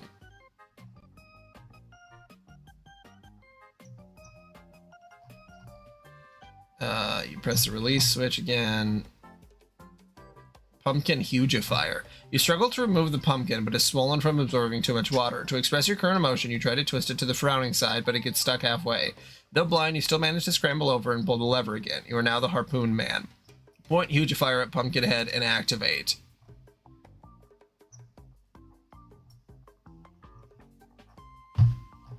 It's really big, breaks the building, all the water pops out, roll, crumble, crashing through all the buildings. Now the guy's inside, he's running this way, he's running this way. They're running through the hills. He looks down as it stops. Can't imagine what this strange device does, but it beckons you. There are two settings on the dial. You leave it at pretty huge. You don't want to get carried away. You are that guy. Look around and thank guy for quick thinking with harpoon. This guy still just stabbed the harpoon. You look around. You appear to be surrounded by mountains and a shitty-looking forest. Also, there's a conspicuous stump there. That's got to be some way to get down from this pumpkin. There's got to be some way down from this pumpkin. Load gun and fire at stump while singing King Henry V. I'm Henry V, I'm a king. Pow! He shoots the harpoon through him, hits the tree stump. He slides down. The harpoon gun goes down that way. He grabs the harpoon gun. He zips up and goes. He's going to cut the line. He does. And then the other guy comes, smacks his head on the stump, and is back. They're both back. It might be the blood loss, but you've definitely gone bonkers. You load the gun and fire it backward through your torso while reciting the play Henry V. You clearly don't know a single line from the play. You act fast with your trusty knife to free yourself before the impending collision. You are now this guy. Grab the other guy's hand and run off into the forest. He's dragging him through the forest. This guy's dead. Chick. Oh, he goes to off himself, and then he shoots himself in the head. Yes, finally, free at last.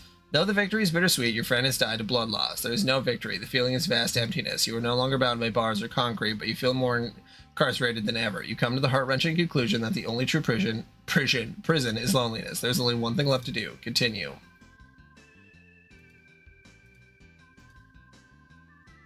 Oh, wait. Oh no, this is okay, this is different. All right. You wake up locked in a deserted jail cell, completely alone. There's nothing at all in your cell.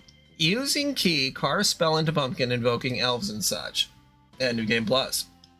What in the merciful Christ names are you talking about? Using key, carve spell into stomach, and invoking elves and such. There's already such a spell carved into your stomach. Recite spell while spilling blood, invoking elves and such. Oh, there's an elf now.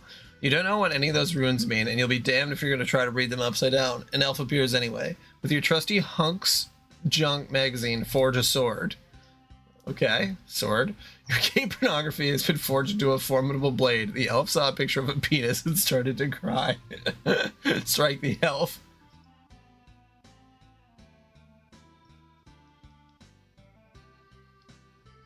You could really use a boost in pulchritude if you wish to win this battle. Offer the elf a baby in exchange for one wish. The elf agrees to grant one wish on the promise that you will acquire a baby for him in the near future. Choose your wish. Get out of jail, a new pony, improve your pulchritude. Ask for a pony, ask for a second wish by promising twin babies.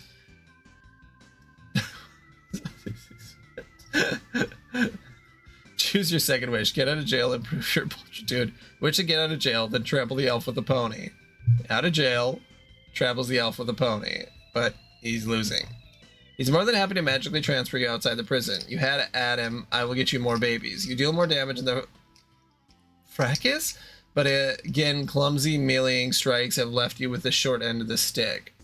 Cut open the horse to sleep inside for the cold night. Cut open the horse, and then you go in the mouth? What? You seem to forget your sword is made out of paper and it really isn't capable of cutting anything open. However, with the pony's already weak in health, the blow is just enough to take him to critical condition. His pulchritude takes a hit too. But the cold night air is imminent and you have to do something. You decide to get into his mouth for warmth. Ah, snug as a bug. You have a feeling you'll get a pretty good night's sleep. While you're doing all that, the elf entered his magic 2-bedroom bungalow for the night and locked the door. Man, it sure looks warm in there. Cast Fireball at bungalow so you stay extra warm tonight. Tries to cast Fireball. The elf appears. And goes back in. Slam. You crawl out of the mouth covered in viscous horse slobber. You don't know any Fireball spells, but you think maybe there's something useful in the runes on your belly. No Fireballs, but another elf appears. Dig up stump. Digs up the stump. There's a gun underneath. And he... Oh. Click. There's no bullets in the gun. Okay. You flip open the stump easily, revealing a hole. There is a gun in the hole. You figure the gun was placed there in case you need to off yourself at some point. There seems to be some powerful cosmic magnetism towards suicide which surrounds the stump. It has no bullets. Go on a hunt for children to repay the elf for his kindness. Oh no. Oh no. Goes to hunt these children. There appears to be a bus full of children on a field trip coming down the road. You wait to spring an ambush. Unfortunately, none of these children appears to be a baby. Give bus of children to elves so you can go inside. While you're measuring, the bus driver drove off with the rest of the kids, leaving you only with these three. You see if you can interest the elves nonetheless. They are apparently unmoved by the offer. Tie kids together with the horse and use as a battering ram. This is so much funnier than Homestuck. Alright, I gotta go feed the dogs. I'll be back.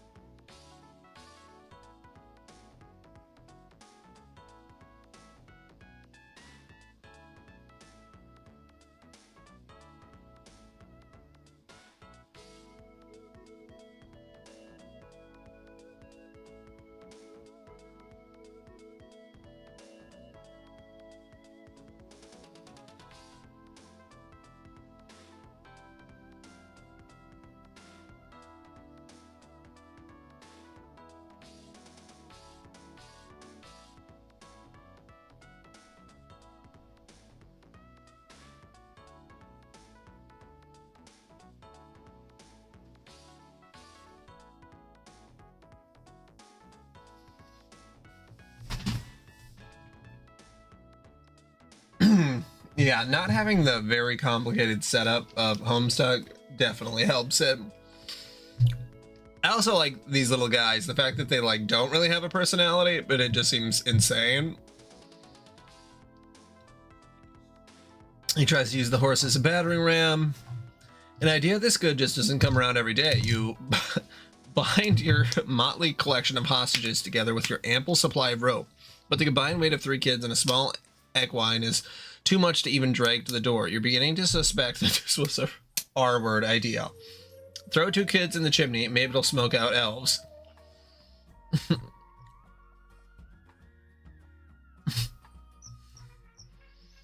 You order the children to climb the house and go down the chimney. The horse tries to gesture that the gun has no bullets.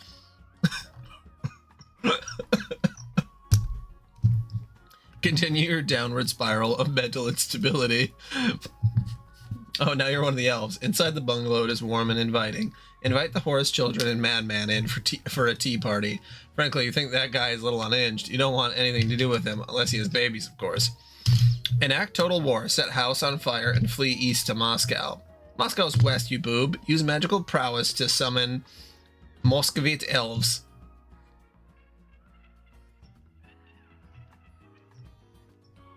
You don't... Oh, the children ganged up on him, and then the horse is beating him to death. Okay.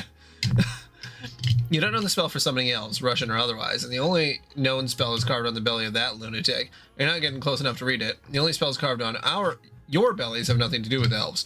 From what you can decipher of the runes, you think one has something to do with summoning vegetables. The other one may give you an elevated mystical communion with animals or something. What a lame-ass spell. Use runes to commune with Pony and feed it a shaked carrot. Pony comes in, you give it a magic carrot. He chomps on it. A magical sense of communion tugs at the pony's primitive mind. A luscious magic up carrot tantalizes the pony. All the pony stats are completely restored. Bite off your own leg and use it to play fetch with the pony. That does not sound like an enjoyable activity for either party. First, be the pony. Second, trample the children and the man. I'm sorry, but I'm not familiar with the command, be the pony. With elf powers, order the pony to trample children and man. Oh, the pony went to bed. That's cute. You really put your back into this enchantment. You will coerce this pony towards murder, come hell or high water. The pony wanders off and snuggles into bed. He looks really warm and cozy. You are now the pony. Enjoy restful slumber. You win!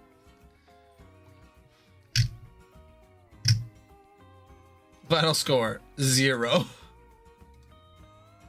And then this is, yeah, that's the actual one. Okay.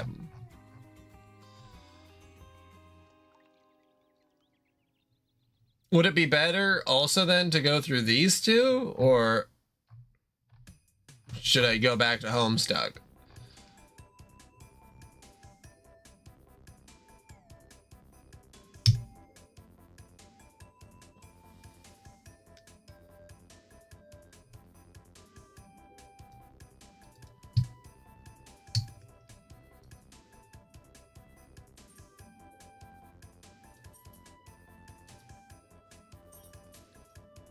Is this one just like super short? This one only had like 30 or 40. Okay. Alright. Problem sleuth. You're one of the top problem sleuths in the city. Solicitations for your service are numerous in quantity, compensation adequate. It is a balmy summer evening. You are feeling particularly hard-boiled tonight. What will you do? Quickly retrieve arms from safe. You've already got arms, numbnuts. Retrieve your gun. There are dames to be rescued. You're quite positive there has never been a gun in your office, and never will be. Frankly, the notion strikes you as reckless and foolhardy. Break through glass with fist to unlock door. You don't know why you're assuming the door will be locked. You don't usually keep the door to your office locked. Nonetheless, a guy this hard-boiled doesn't go messing around with totally unmanly things like knobs. You send your meaty fist glassward. Thud. It seems there was never a glass element to the door. It was just a piece of paper taped to it. Take the piece of paper. The piece of paper was added to your inventory. Manhandle the doorknob. There are dames to be rescued. The door is locked. Funny, you don't remember locking it. Call the royal locksmith. The most plainly obvious course of action is to call a locksmith. You examine the phone. While it appears to be hooked up to an active phone line, the rotary dial and receiver cord are both missing. You won't be talking to anyone on this phone. Check pockets and desk drawers for phone parts. Unfortunately, your desk is no drawer, since it is a board resting on some cinder blocks with faux wood panel siding. Your pocket, however, yields bountiful returns. You found some candy corn. Get key. You pick up the gun. The grip is cold against your palm. This is your only friend in the world right now. It's gonna be a long night. Okay, problem sleuth is long. Okay, so yeah, I think it would be good maybe to come back to this.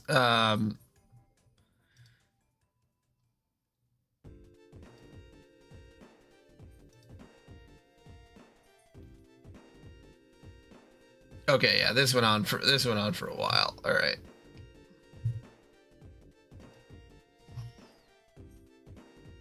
And then there's the beta.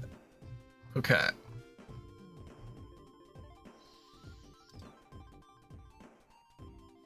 That is so interesting, though, that Homestuck, at least as far as I could tell, has not really grabbed me humor-wise, but the older ones did.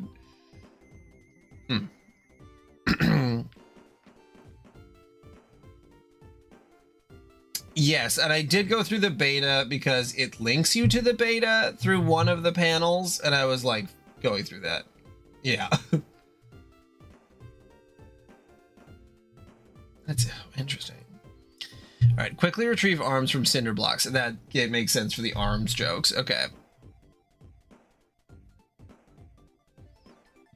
Yeah, I wouldn't want to make comics in Flash. That sounds awful. It does have a unique look, though.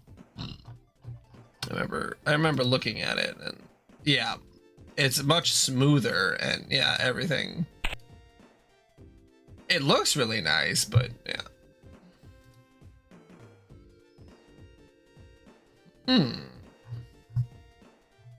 Everything else was just made in Photoshop. That's super funny.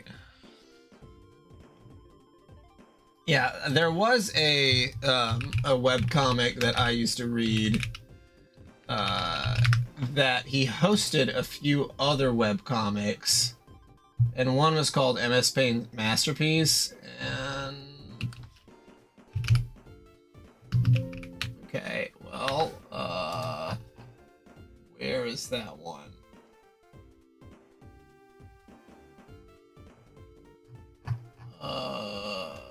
Is it not hosted on here anymore?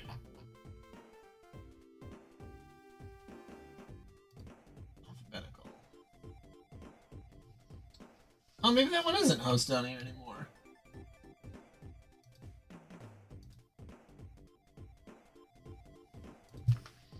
Let's paint master piece webcomic.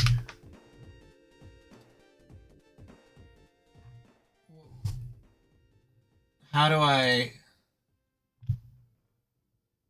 read it? It used to be on Bob and George. Did he take it down?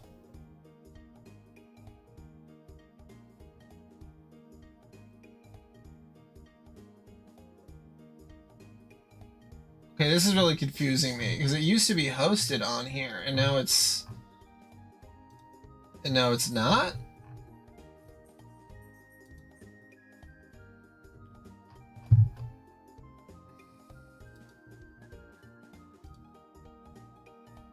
Okay, that's not even...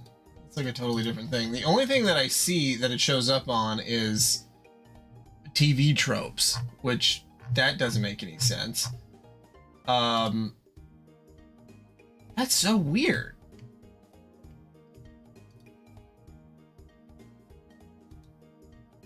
Yeah, but the one that I used to read was the Bob and George archive. Well, Bob and George. It wasn't fucking... Yeah, like, why is this only on... Like, there's a screenshot, but I don't know... That's so weird. And it has a bunch of stuff logged here, too. Yeah, MS Paint... Oh yeah, MS Paint Adventures, but that's what we're looking at. Yeah, Disgruntled Ferret. That's who it was by. Is any of his comics hosted on here? What about number of comics?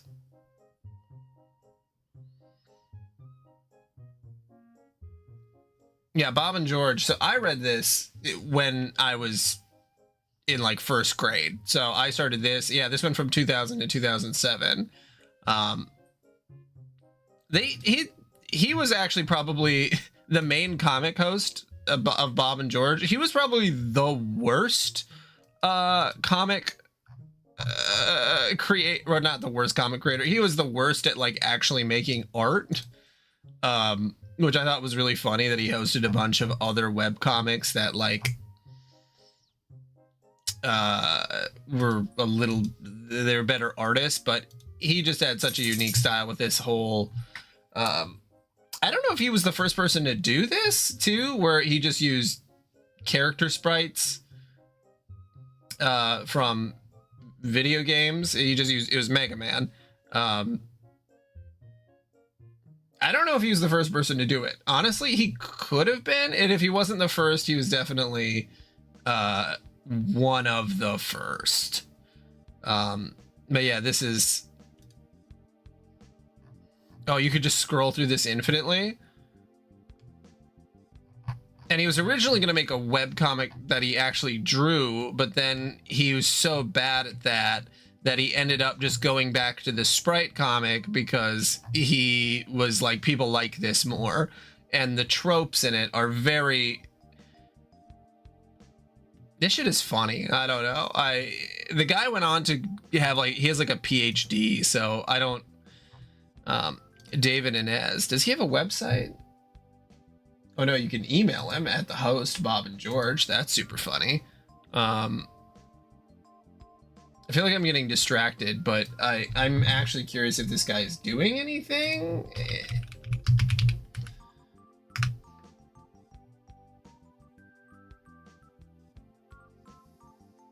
He's a physics professor. Yeah, that's what it is. So that's really funny that he's just, yeah, he's a physics professor.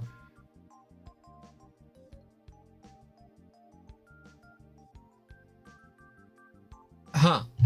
It makes a lot of sense considering he makes a lot of science jokes in that, but yeah, okay. All right. I got to stop being distracted for a second. All right. Yeah, Bob and George, at least, it was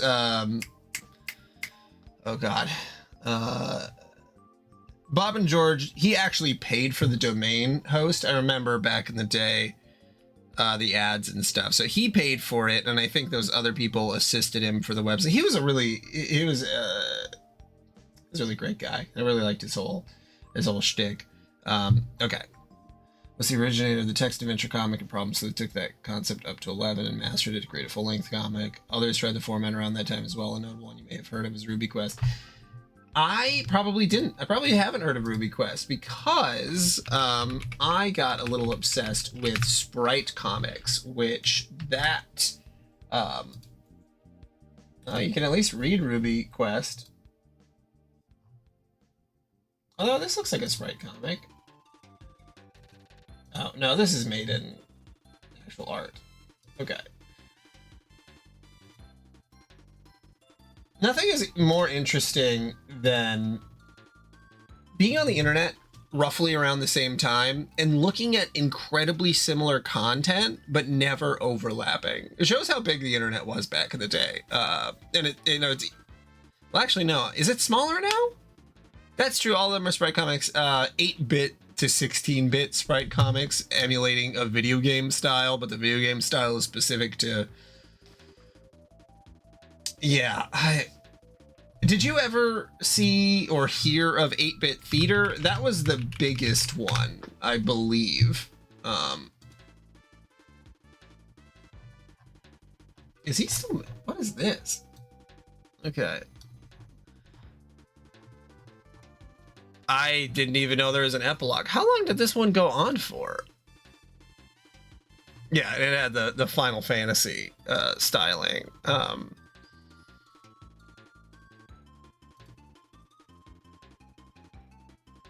Oh yeah, and a lot of them, some of these people went on to make real comics, you know, like, or not that these aren't real comics, but like, oh yeah, and he did a whole 8-bit theater box set. That's super fun.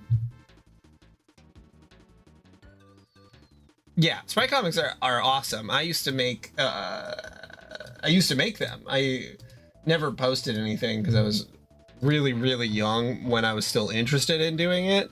And then I remember I showed my mom some of it and she just like did not get it. And then I was like, okay, I'll never show anybody this. So that is telling about how I approached a lot of things. But it was a lot of fun. Well, yeah, that's what I was looking at, the pages for Homestuck even, and there's like 40 pages uploaded in one day, and I'm like, what's going on here? Which is, I mean, I thought daily webcomics were a lot, let alone multi-day. I'd never heard of that before. Yep. Boop. Okay, let's see if I am not distracted enough to read more. Quickly retrieve arms from cinder blocks. Nah, get the damn beta and save your friend's life. This notion strikes you as nonsensical. You can't imagine how a video game can save someone's life, and in any case, you're quite sure no one you know is in any danger. Anyway, there are your copies of the beta you received in the mail recently. You've labeled them with your name in bold red print to distinguish them from your bro's copies, who labeled his in kind. Neither of you really gives a shit about this game or has any intention of playing it, but you'll be damned if you let that get in the way of your campaign of one-upmanship. Dave, bleat like a goat and piss on your turntable. You would never consider allowing any fluid even remotely resembling urine to touch your beloved turntables. That would risk breaking them. And a world without the gift of your godly science just doesn't sound like a place you want any part of. While you're at it, you might as well wipe out human civilization with a meteor or something ridiculous like that, which will probably never happen. That sort of thing only happens in stupid idiot movies for stupid idiots. You will, however, contemplate bleeding like a goat for ironically humorous purposes at a later date. Examine closet. This is your closet. This is where you keep a lot of your crap, like that box and that bottle of... What is that? Is that? Check the blue box. Looks in the blue box. Is that David Hasselhoff? This is a package that your friend John Egbert sent you for your 13th birthday a little while ago. It now contains nothing except a note and a certificate of authenticity vouching for the genuine Hollywood memorabilia which the box originally contained and which you are now wearing to be ironic but also to be incredibly cool in a way somehow intangibly related to the ironic nature of the accessory. You find it sort of exasperating to explain these subtleties to people. The box also includes a signed photo of Ben Stiller, which now proudly hangs above your closet, proudly and ironically. Dave, take box. You capture lock the box to your hash map fetch modus. Your modus's current hash function resolves the index by valuing each consonant at 2 and each vowel at 1. The total is divided by your number of cards, and the remainder is the index. Box equals 2 plus 1 plus 2 equals 5. 5 divided by 10 is 5. The box is capture locked and card. Wait, is that supposed to be divided by? 5 divided by 10 is not. Oh, okay. All right. I'm not a programmer or someone who took. You know what? I did really good in math. But I think I've forgotten literally everything, which, man. Yeah, it takes the remainder, so it's essentially, isn't it just like a programming minus symbol? I guess that would be 17. 27. Man. Nothing is more depressed. This happened earlier in Alan Wake 2, or it happened yesterday in Alan Wake 2, where like some like basic algebra, I was brute forcing it in a way that I should have just like looked it up and like, man. If I have a kid, I'm really gonna have to look some stuff up.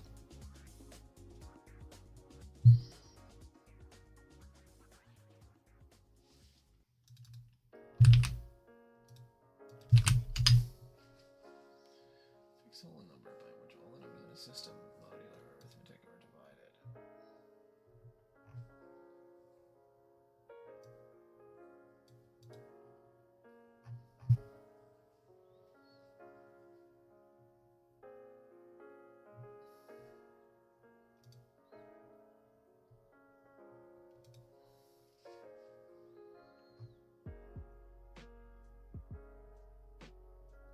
The value start over counting at 1. I remember absolute value.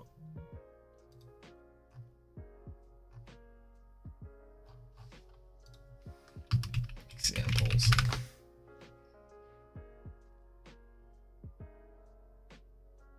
Because it's 1 more than a multiple of 2. So you divide it by 2, the remainder is 1. Oh, so 27 divided by 10. Okay, hold on. I'm brain blasting here. 27 divided by 10. That's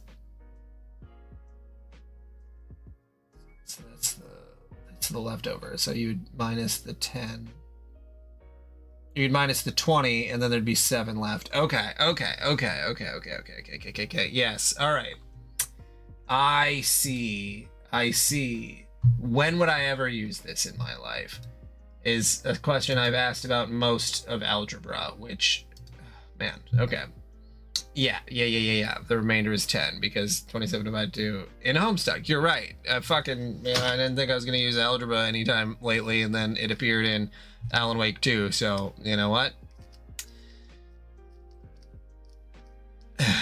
Math. Okay. Hash map fetch modus. Your modus's current hash function resolves the index by valuing each constant. Man. Dave, examine jar of unknown yellow substance in the closet. Oh, hell yes. This is an unopened container of apple juice. You thought you were all out. It is like fucking Christmas up in here. This is so great. You got to tell John about this immediately. He'll be so excited. Take juice. You capture log the juice into card 7. 2 plus 1 plus 1 plus 2 plus 1 divided by, modus 10 equals 7. Access Pester Chum and Pester John.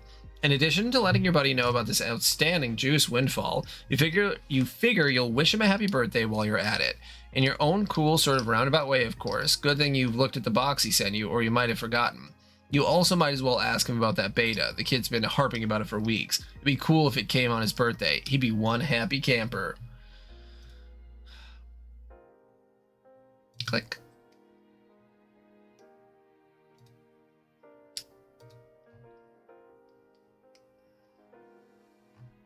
Okay, this is the same pester log as we read before. Go online and view sites indicative of your interests. You open the Hephaestus web browser and direct it to your ironically maintained blog where you post monthly satirical reviews of Game Bro magazine. Your latest post is a review of March issue. Game Bro, grand snack, fuck yeah, Frito-Lay, Dorito, spicy, great chill.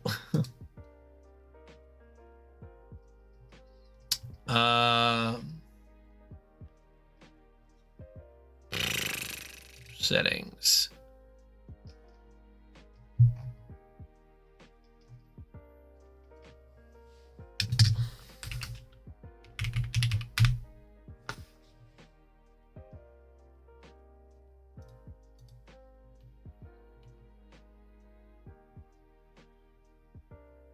Okie doke.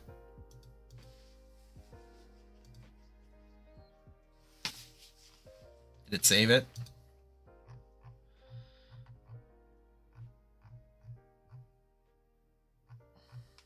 God damn. Yeah, it saved. Okay. Okay. I was assuming that it auto saves, but it didn't have a save option, so. You open the Hephaestus web browser, direct it, blah, blah, blah. You've been meaning to write a review for the latest issue too, but you've been sort of dogging it. Something about the game they're reviewing just doesn't strike you as ripe for satirical purposes. In a new tab, you open another one of your sites. A webcomic ironically maintained through a satirical cipher vaguely similar to that of your blog. It's called Sweet Bro and Hella Jeff.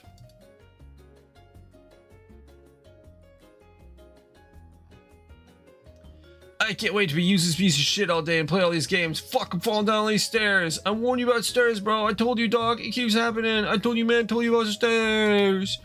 Bro. Yeah, dude, wear your pants. I took them off because I was banging your mom for a minute there, and now you're banging her. Did I put jelly on this hot dog? Just how high do you even have to be just to do something like that? Economy. The economy, it ruins. Brought time to get my game on no matter what I'm saying. And there he goes. The squirrel has his game. I'm not joking. What did this guy even smoke? This is insane. Ha. Maybe they're right that sometimes video games does cause violence. Ha ha ha. Bro, you got the new hot game that everyone's buzzing about these days? You know I did. You know it. It's so sweet, man. How about a big bro hug bump? Okay, how do we do this? Let's do this thing. Let's make this shit work. We're doing it, man. Oh, we're making this happen. Oh. Bro, I got a ticket for the big game. It's sports. Dog, I'm jealous. You know I love the big game. Oh yeah, I told you, and there he goes. The big man has the rock. He's driving so hard through the paint downtown. Oh yeah, alley-oop for the slam dunk. Oh. Sweet bro and Hella Jeff introducing a new friend, Jeremy. Bro, I have told you, dog. Bro, have you seen my socks around anywhere? No, dude. Again with the socks. What is it even with you socks, man? It's like when you must be token up and you joint make you stoned or something. I can't even think of who leaves all their socks lying around like that. Ah, ugh. The sock ruse was a distraction. I have the car. Drives the car into the lake and it looks like he drowned. Milk. Oh yeah, bitches. It's time to get my pour on. I need to know what angel to use. Angel to use. Angle. It isn't coming out. Pour on. Shut the fuck up. Where do you even get it? Not that's that big. Deep fried meme. I just do not believe what I saw. What kind of skills even are those? The stunts you just pulled, I could tell you, but then I'd have to kill you. God. Damn. Sports. In my dream, I'm the star. It's me. And then the big man comes for a little one-on-one, but it turns out to be crazy. What kind of donks this guy has. Donk. I'm telling you, air like this is unreal. It doesn't even happen. The court is on fire. Dude, come get the ruler. Check this out. Okay, dude, no. You're holding it wrong. Dude, no, dude, hurry up. He's escaping from above. Dude, no, let me show you. No, fuck, no, dude, no, fuck, dude. You gotta flip it turnways. Fuck, Jesus, dude, fuck. Dunk. Fuck. Oh. In Sabah, go shopping. Jeremy, not all the cans are the same. What's the difference? The selection is too many prices and values. God damn. It's like, who needs this fucking bullshit? It is so infuriating. Shit, where's the manager? Oh, and there he goes. He has the manager's attention, and now the police are involved. Jesus Christ. MFG, I can't believe what he made take place.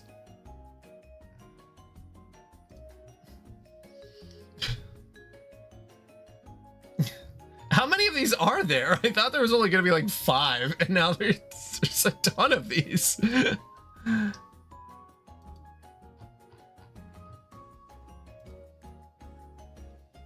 Does it not have a catalog?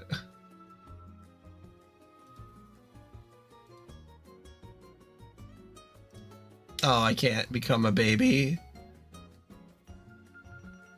Oh, there's 46?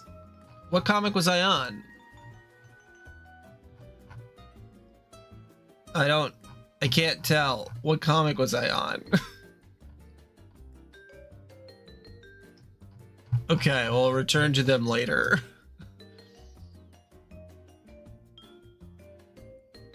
Okay. Well, that's maybe I was on 46. Yeah, one day I'm gonna have to read. What is it? Not Sonny Chew. Isn't there another webcomic that's infamous? That's like a Sonic webcomic that's like infamously bad. That's not Sonichu. Penny Arcade forums are taken down last month? Don't they still have a full PAX? Isn't that Penny Arcade? Why would they take down their forums? That's crazy.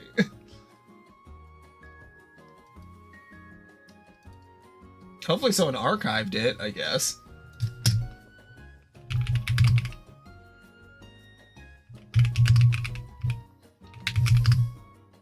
Yeah, there's a lot of sites that their forums became their own whole things. I mean, I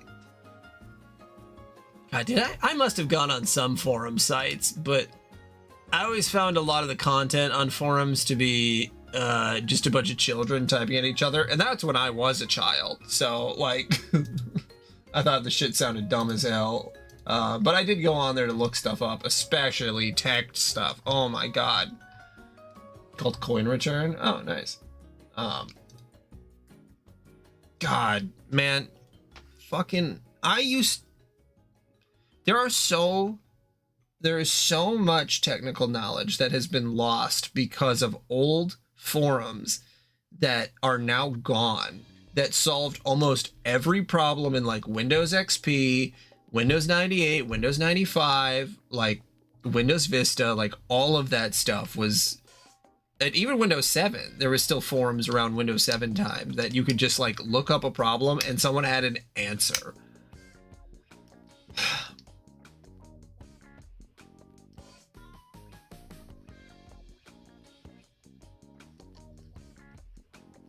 Well, that's really interesting. I used to read Penny Arcade. I thought Penny Arcade, the actual comic, was kind of worse than a lot of other web. I liked Control-Alt-Delete more than Penny Arcade, which I think is a very funny thing to say, especially considering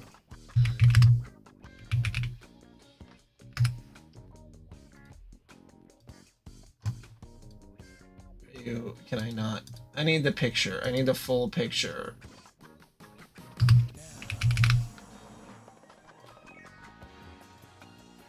Why are these in like the worst resolutions possible?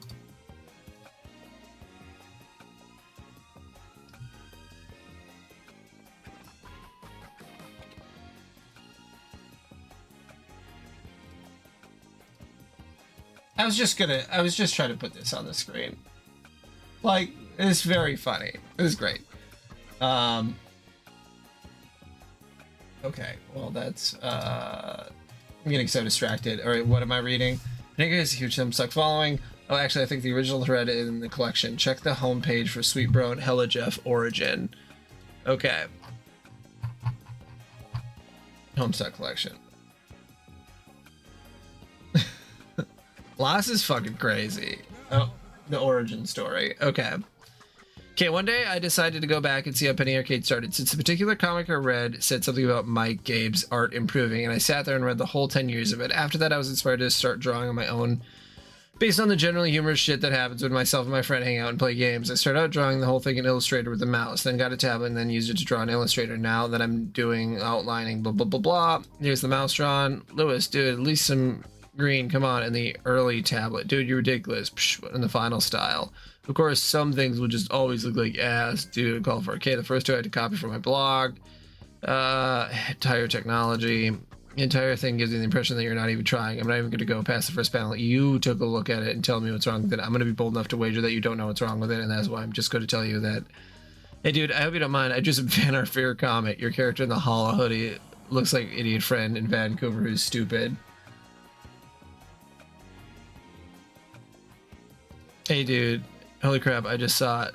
Holy shit, dude, that's pretty awesome. Makes me wish my comic were better now. I feel obligated to show it to you, but I'm worried about sight whoring. Oof, I'll put my link in the SIG.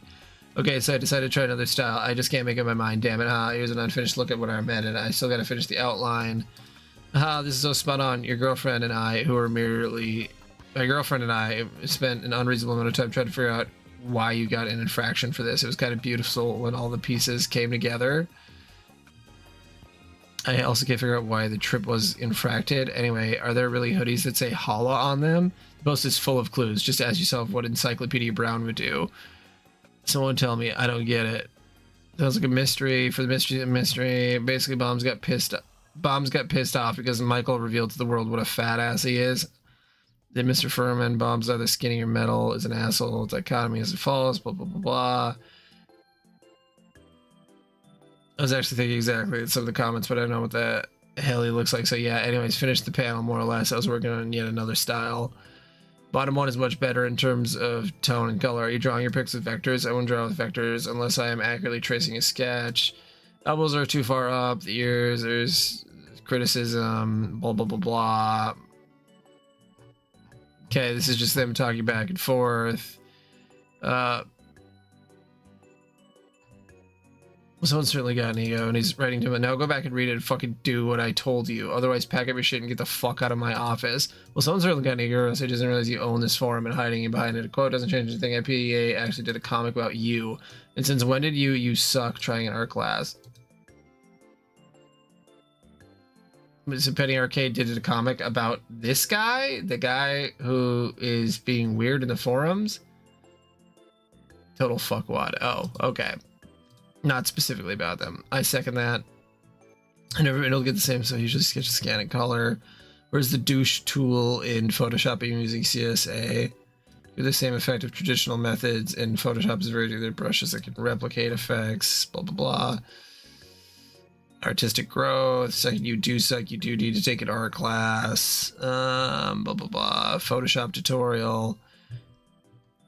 You ignorant iguana fucker. Go back to my friend and read it. Another specifically read the part where I said, look at the first panel and tell me what's wrong with it. But apparently Tripwire's fan art give you a huge fucking ad that you figured that you didn't need to do any actual work.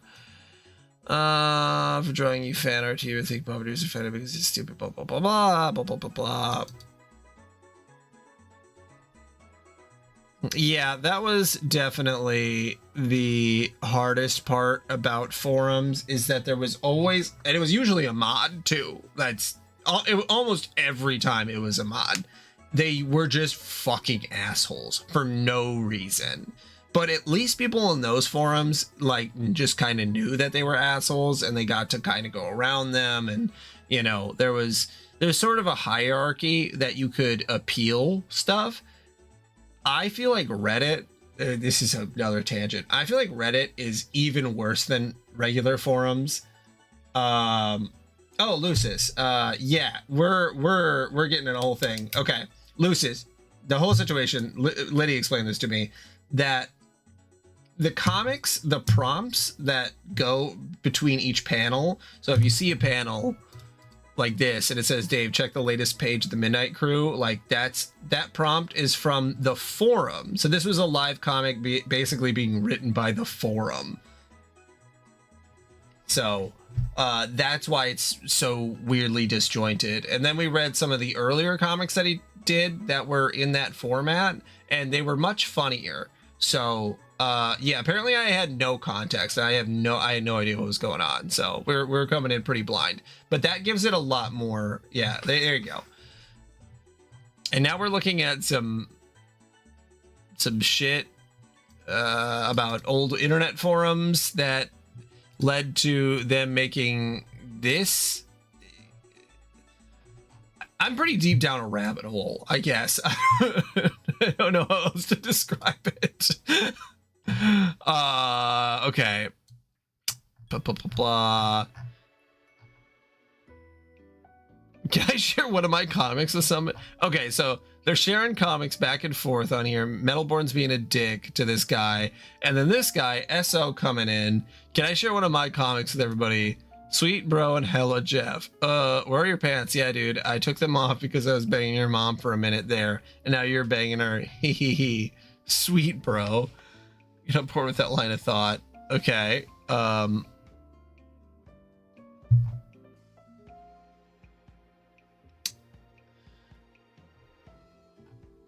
have just one thing to say to you. What the fuck? Pfft, you didn't merely read Sweet Bro and Hella Jeff. You have to appreciate it like fine wine.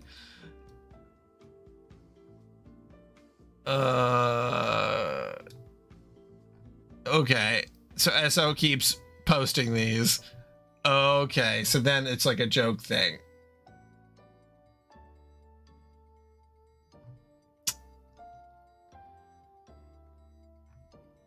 So then the Sweet Bro and Hella Jeff. So is SO the maker of Homestuck? Is that who's doing it?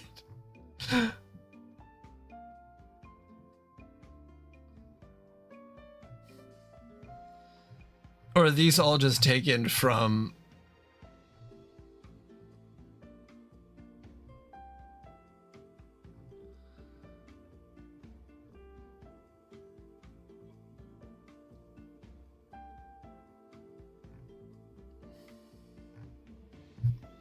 This forum is so long. Forum posts used to just go on for fucking ever.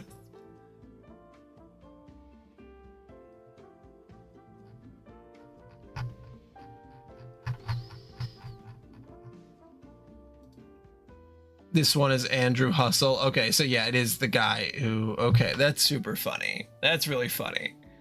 All right. Yeah, you can't see it, I guess, in here, but I was able to see it here. This one is Andrew Hussey. Okay. That's really funny. I like that a lot. I'm about 18 tangents deep. Okay, I gotta refocus.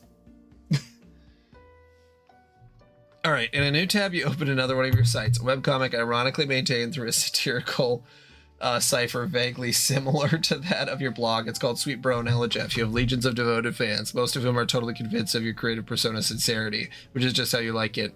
Check the latest page of the Midnight Crew. You figure as long as you're chilling at your computer, you might as well see how the new MSPA story is going. You haven't looked at it in a while. MS Paint Adventures, Midnight Crew. You're members of a sinister gang called the Midnight Crew. Your nefarious plots are serpentine in complexity. Your scheme's convoluted. You're planning a heist in your underground hideout. What will you do? Use Occam's razor on plans and schemes. Spade Slick uses Occam's razor to carve a circular hole into the heist plans, freeing it from the knife. You wonder what moron would jam the knife so hard in the table in the first place. SS, climb ladder and exit hideout, implement nefarious plots. You push against the manhole cover, but it seems some unbelievable jackass has parked your getaway van on top of it. A familiar feeling stirs. The feeling is overwhelming, soul-blackening rage. It's a sort of rage that'll make a man feel totally justified in sporting an unnecessary elaborate assortment of fancy blades. Dave, skip ahead 100 pages or so. You don't remember where you last left off, so you jump way ahead. You always forget to save your place in the story. It looks like tempers have become short in the pressure cooker already. You speculate that the tipping point may have been an ill-advised motion for a game of 52 pickup. Dave, save your place, read it later. Even though the adventure began recently, it's already over 3,000 pages long. You just don't have time for this bullshit. You'll catch up later. Besides, it looks like someone's pestering you. You're pretty sure you know who it is. Dave, answer chum. Okay, this is... In some cultures, the persistent refusal of a lady's invitation to play a game with her would be a sign wanton disrespect. Either that or flagrant homosexuality.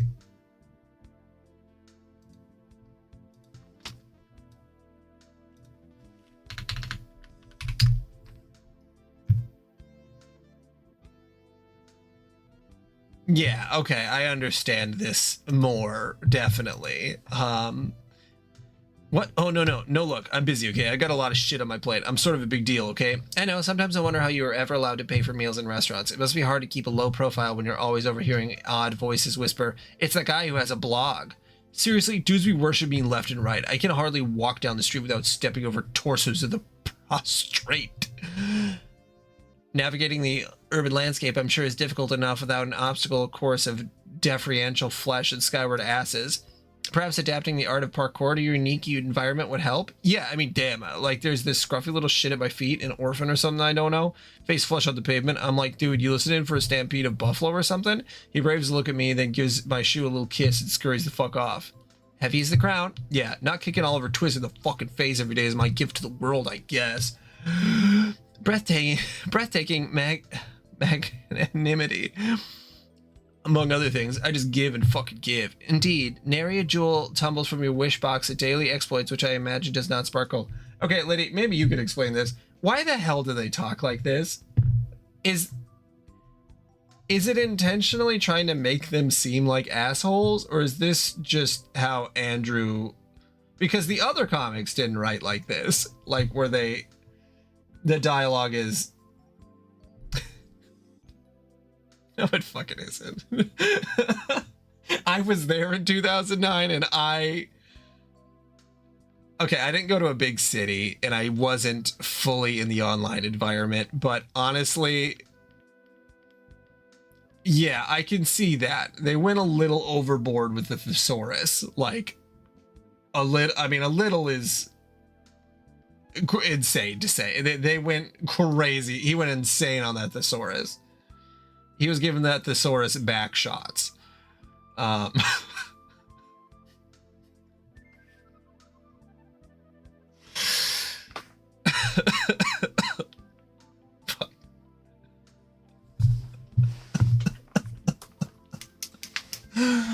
Shit. Okay.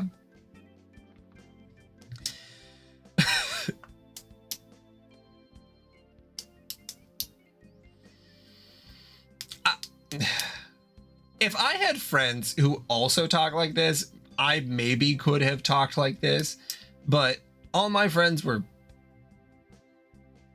not very bright, especially when it came to language and reading. So, you know, I never got to this point. The apple juice convo? Oh yeah, the one that it's like, is this that's probably piss. Okay, what was I doing? I just give and fucking give an A jewel. Oh, for fuck's sake, you're just lobbying for me to play that dumb game. Baseless accusation. Look, I'm telling you, Egbert is all about the game. He'll play it with you and probably be tickled Arbert about it. I know this very well. I cannot hasten his mail's delivery, however. Yeah, I'll hassle him some more about it. And look, how about this? If you ever find yourself in the position where your life depends on me playing that piece of shit game, then I'll play it. Will that make you happy? More than you know, it perfectly mollifies my grief over the demise of chivalry. John, what are you doing? Stop doing nothing! Meanwhile, in the present, in a place where the present may be a concept of dubious merit, John is spacing out, but a vague and forceful thought jolts him to attention. Or maybe it is that bumping sound coming from the other side of the door. What is that? A thick, unpleasant fluid pools from beneath the door. Troubling. Investigate this. Oh yeah, that he doesn't...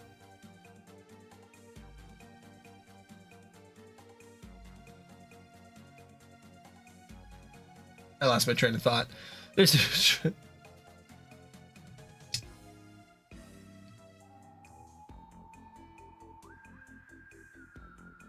Troubling. Investigate this. There's a trail of this fluid in the hall leading to your room. Dave, play some hauntingly sick beats. Yeah, he's still receiving the props. You've had enough of the computer for a while. You feel like you've been messing around on it all week. It's time to get your jam on. You pull up your trusty AKAI MPC 1000 sampler and prepare to get sick nasty. Hold on, I gotta fuck with this.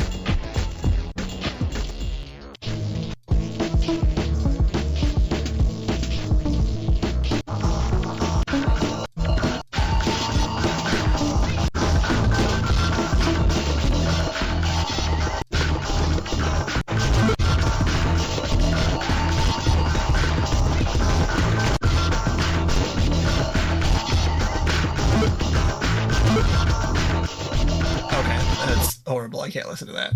All right. Dave, take a sip of the apple juice, despite what John said. Those beets were so fresh, they belong to the produce aisle.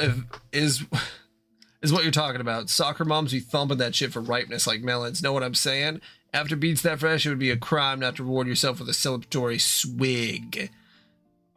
Does a little, he drinks it up. Drinking up that piss. Oh, it is the little monsters. Yeah, you can't do it. John's got you all twisted up inside now. All you can think about is Mandel's gross monster piss. Damn you, Egbert. You recaptulog the juice. Dave, allocate sword to Strife Specibus. Your Strife Specibus is already allocated with the blade kind abstratus. There's no need to allocate it. You can wield your sweet ninja sword as a weapon once it is in your Strife deck, but you will have to captulog it first before moving it there. Captulog sword. The ninja sword occupies the same card as the juice, expelling the juice from your Siladex. It splashes all over your turntables and your copies of the beta. Arg! Get a towel or something. You head out to get a towel from the bathroom across the hall. You glance at one of the many radical puppets in your bro's collection and nod in approval. Is there anything not awesome about you, bro? No, you think not. What? You enter the bathroom. There's a damp towel on the floor you could probably use for this crisis. You stop to pay a little respect to one of your bro's boys up there. Hey, little man, how's it hanging? Captulog damp towel. You take the damp towel, expelling the box. Search the bathroom for something slightly less damp.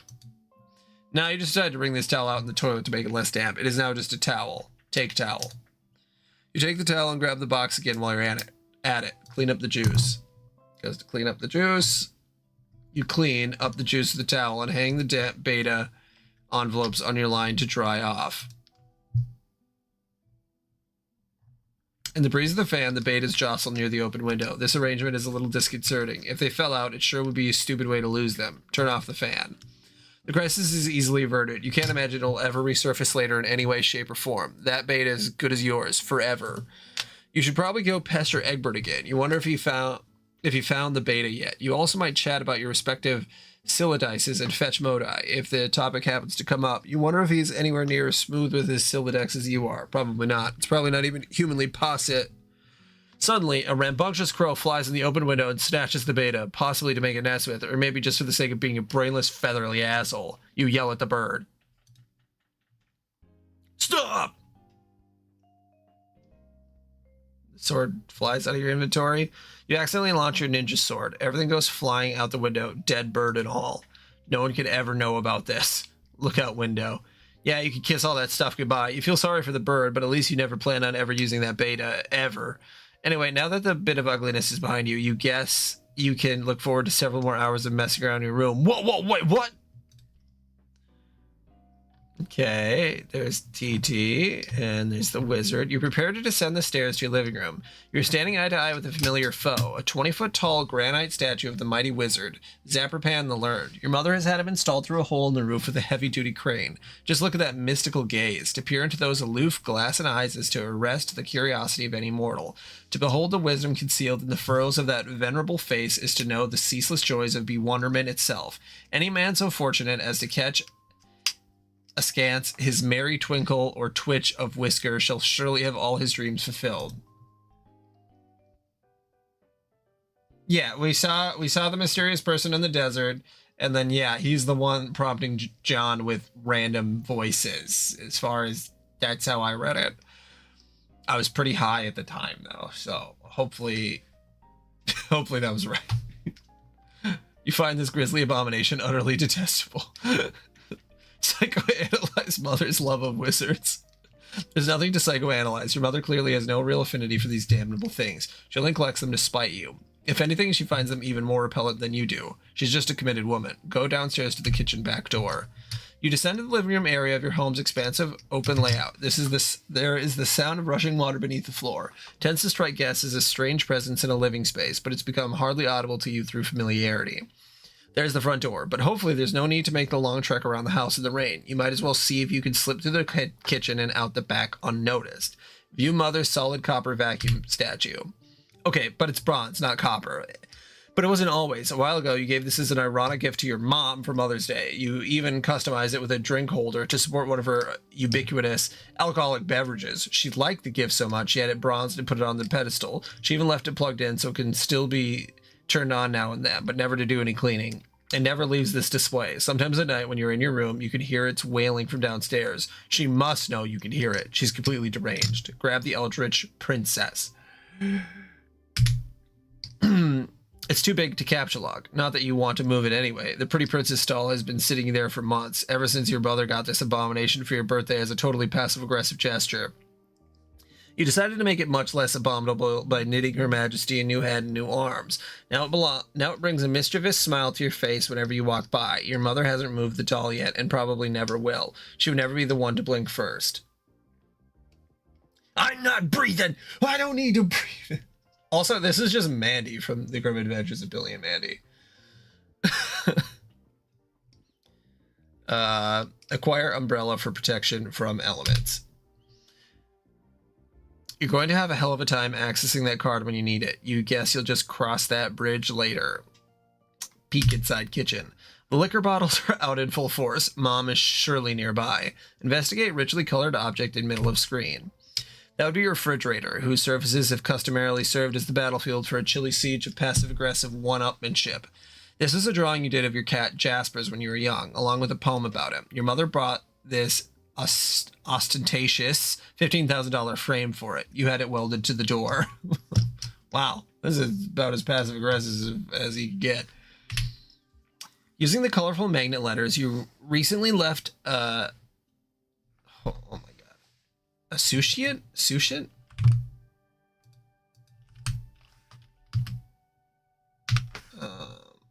Succinct.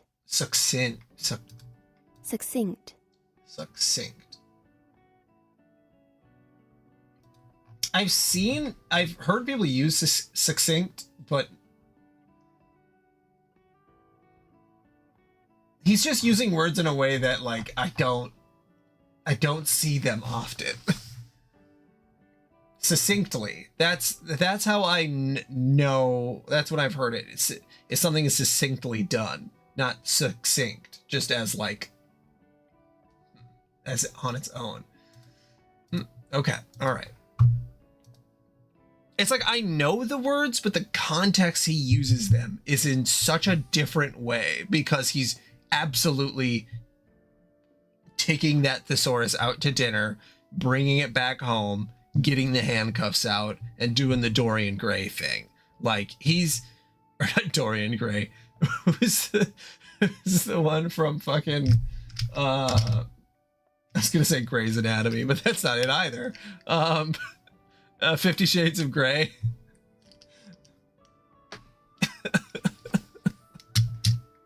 I don't know why the chat box didn't update. Well, it's updating here. Maybe we'll just have to keep that up. Yeah, most of my vocabulary, frivolities and japeries. I just read a lot, and so that's I feel like this is challenging me directly by me being well read but never looking at a thesaurus, which may or may not have been directed toward anyone in particular, but you couldn't find the letter W, so you just stuck two V's together. Shrew. Your mother then purchased a fresh pack of W's and left them there for your convenience. Appreciative of the thoughtful gesture, you left her a sincere thank you note, which you had legally notarized and then marked with a drop of blood. It is a reading challenge because if I read an actual book, the author uses words in a way that like feels more natural to humans. And this is like an alien wrote. This is alien writing. Or a sophomore in college who really thinks this is funny. But part of it was touching the floor, so your mother was kind enough to lift the lower portion of the document with a velvet pillow. That's really funny. Rose, attach a W to face as a fake mustache. This is incredibly silly, and you're not sure how it fits into your campaign against your mother, or getting your computer back online to escape your doom. But it's hard to resist getting a little silly sometimes, especially when you're absolutely positive no one is watching. Caps Lock W. WLWV. But that unsightly void in the W pack won't do, nor will the gash in the plastic. You deposit 12 cents in its place, which is your approximation of the letter's value. You also make a vow to return later and neatly sew the plastic shut. Think of ways to one-up mother.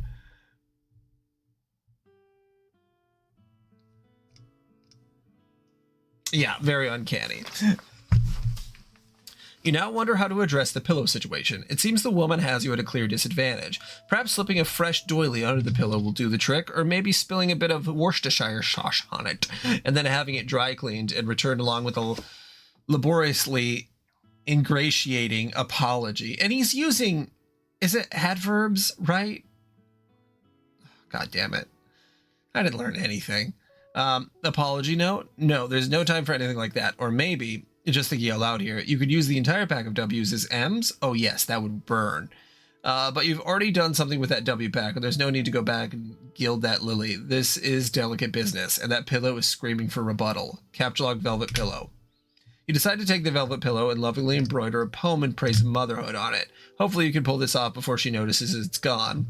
But it causes your tree to be pretty badly unbalanced. It surely will auto-balance itself in a moment. Yeah. That's true. That's true, Lucis. It feels AI, but it is written in a way that AI could never. They could never. Which is... I mean, I guess with any human art, if a fifth grader draws a picture, or I mean, that's a fifth grader. If like a 5-year-old draws a picture, an AI will never be able to replicate that directly. So like, what hope will it have to make actual works of art? Not that a 5-year-old drawing can't be actual works of art, but you know what I mean.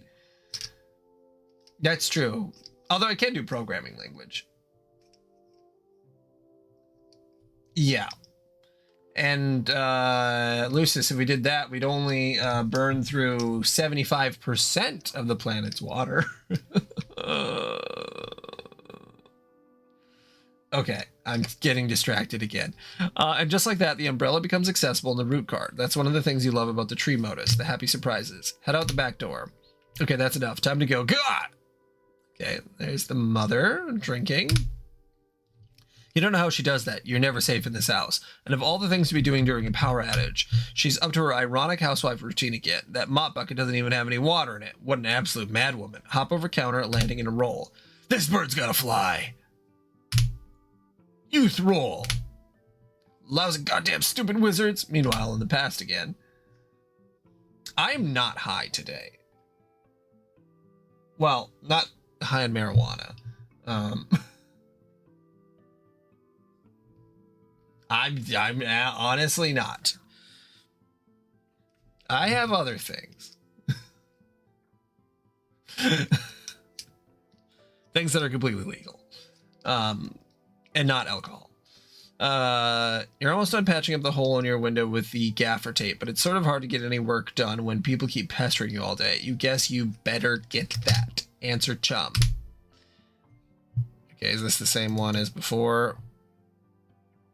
No, this is somebody else. This is Garden Gnostic. We're high on MS Paint today. Oh, inhaling those paint fumes.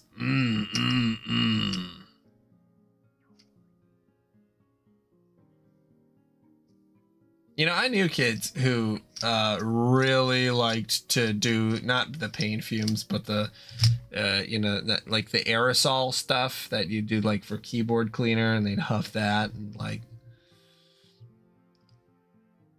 Later finding out that that's just brain damage. It's like, damn guys, you guys were just damaging your brains over and over again. And like, I know a lot of really dumb fucking people in school. Yeah, that's perfect timing. Lucis. All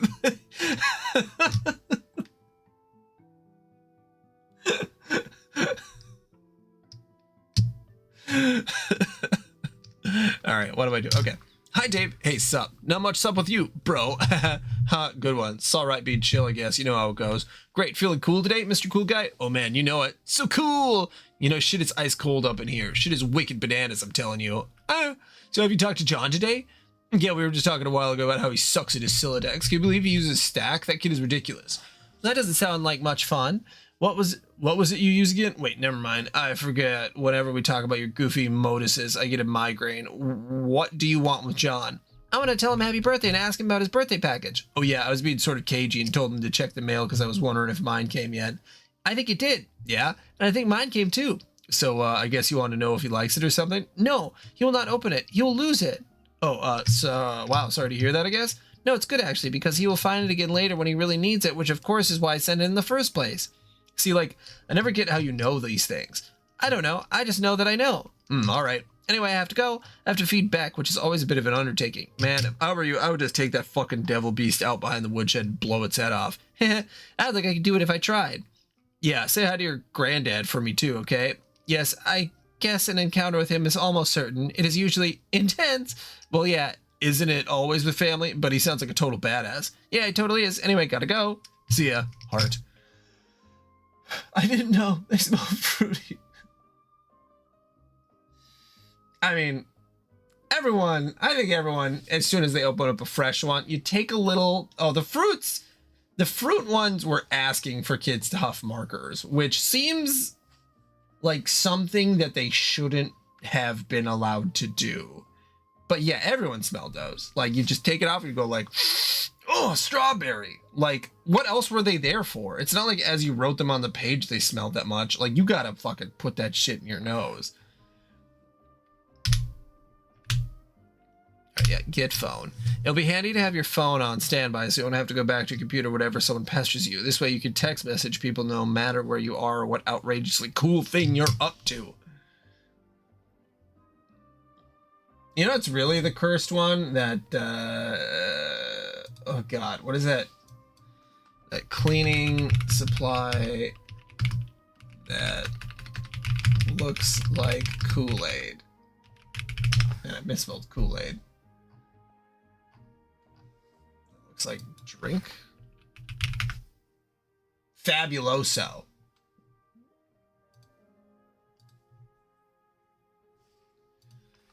Fabuloso. Yeah, these guys. Like, that just looks like... This just looks like something you could drink, man. Like... Passion of Fruits Fabuloso? Like, that's going in my belly. Like, it's semi-intentional. But then, if you look at... Fago, this looks like it could be cleaning supplies. So, like, what's up with that?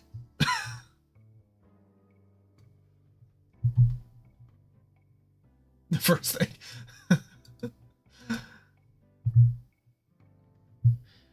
Right.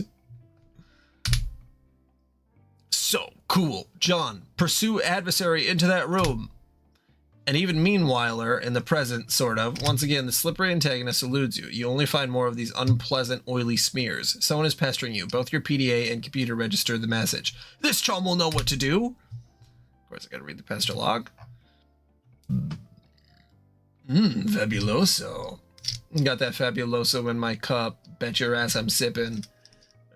All right, I'm out of my room now looking for my bro's game. Oh, good. Yeah, there's no sign of Rose yet. I hope she's okay. Well, if she comes back, I'll be ready. You better know what you're talking about because this could get ugly. I brought my phone and I also took my awesome katana with me in case things get too hot to handle. And they always do. You mean that cheap piece of shit you have on your wall? It's F you. It's sharp and it's awesome and it's a sword. End of story. Okay, I don't really care. I'm in my room again. I really think there's something else in this house, like monsters or something. Howie? I wish. Dude, monsters aren't real. That's stupid kid stuff for stupid babies. Maybe, yeah, you're right. What, are you an idiot? Of course there are monsters in your house. You're in some weird evil monster dimension. Come on, skepticism is the crutch of cinematic troglodytes. Like, hey mom, dad, there's a dinosaur or a ghost or whatever in my room. Yeah, right, Junior, go back to bed. Fuck you, mom and dad. How many times are we gonna watch this trope unfold? It wasn't goddamn funny the first time I saw it. Just once I'd like to see dad crap his pants when a kid says there's a vampire in his closet. Oh shit, everyone in the fucking minivan. Be fucking dad of the year right there. Okay, stop. What do I do? What, do you have a hammer? Man, so lame. Okay, whatever. You should look into weaponizing your Silodex. My bros always get on my case about it, but man, it's not as easy as it sounds. But if you're fighting monsters left and right, you don't have much choice. Okay, I guess I could read up on data structure some more. How's it going there? I'm out in the living room. He's usually here, but I don't see him. Might be playing his mind games. He's always pulling this ninja shit. All I see is a little Cal over there, so I guess he can't be far. Huh? Oh god, so lame. What? See, I just don't know why you think it's cool. His ventriloquist rapping thing. Oh, Lil Cal? No, man. Lil Cal's the shit. That's fine. You're entitled to your opinion. I'm just saying that being a white guy who's a rapper with a ventriloquist doll is not cool by any stretch of the imagination or by any definition of word cool, ironic, or otherwise. That's all I'm saying. Yeah, bullshit. Cal is dope. Puppets are awesome. John Egbert blows. The end. Yeah, more like the opposite of all those things is the thing that is true. I'm gonna read. Good luck with your bro.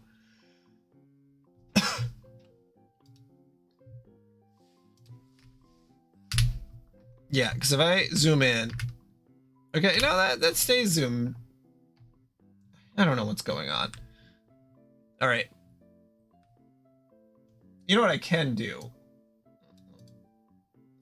I can take the display and do this.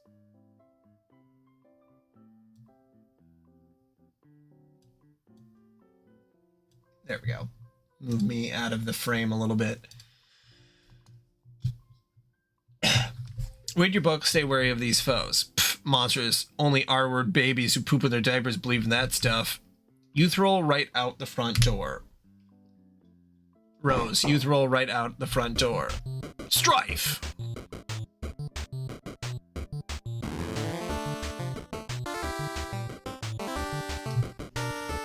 I can't. Oh, I can select these. Okay. She just stabbed her mom? Blotto party.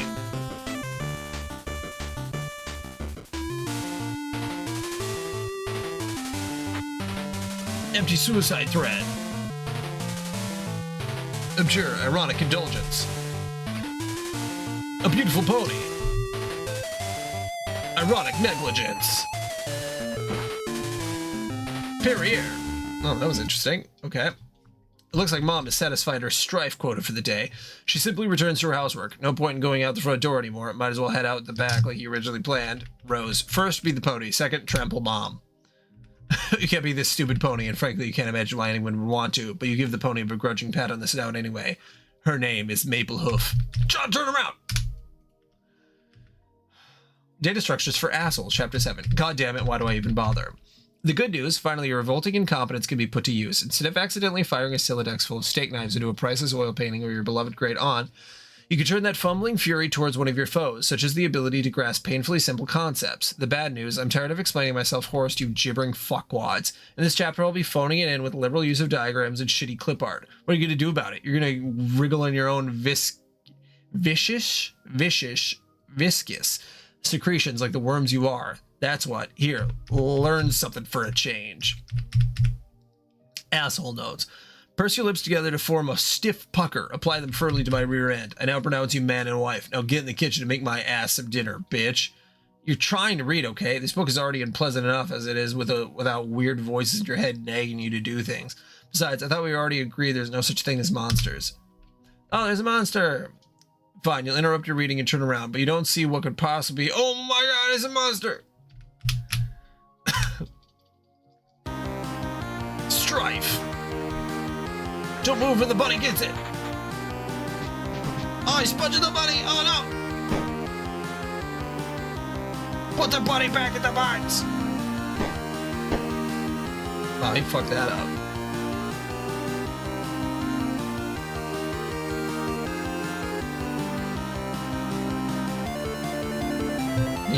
Buddy, you gonna get up?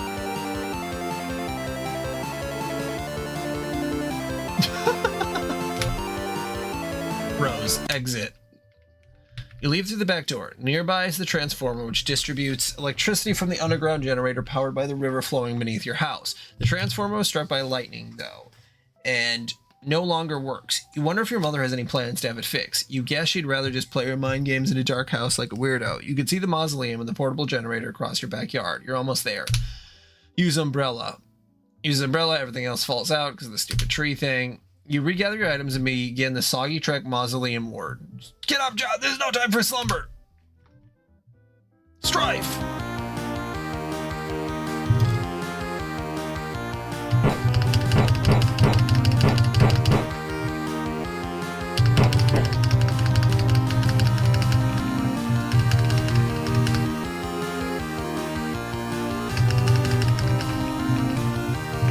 You gonna get up, buddy?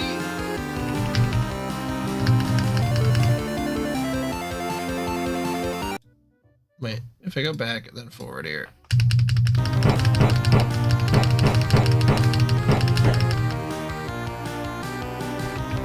Does that just...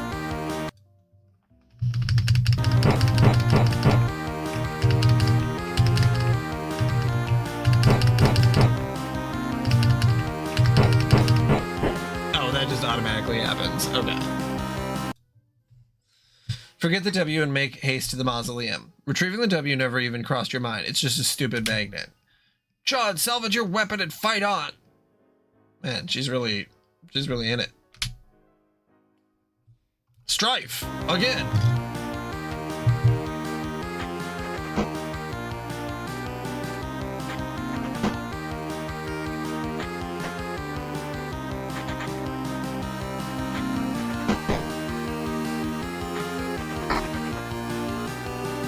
Oh.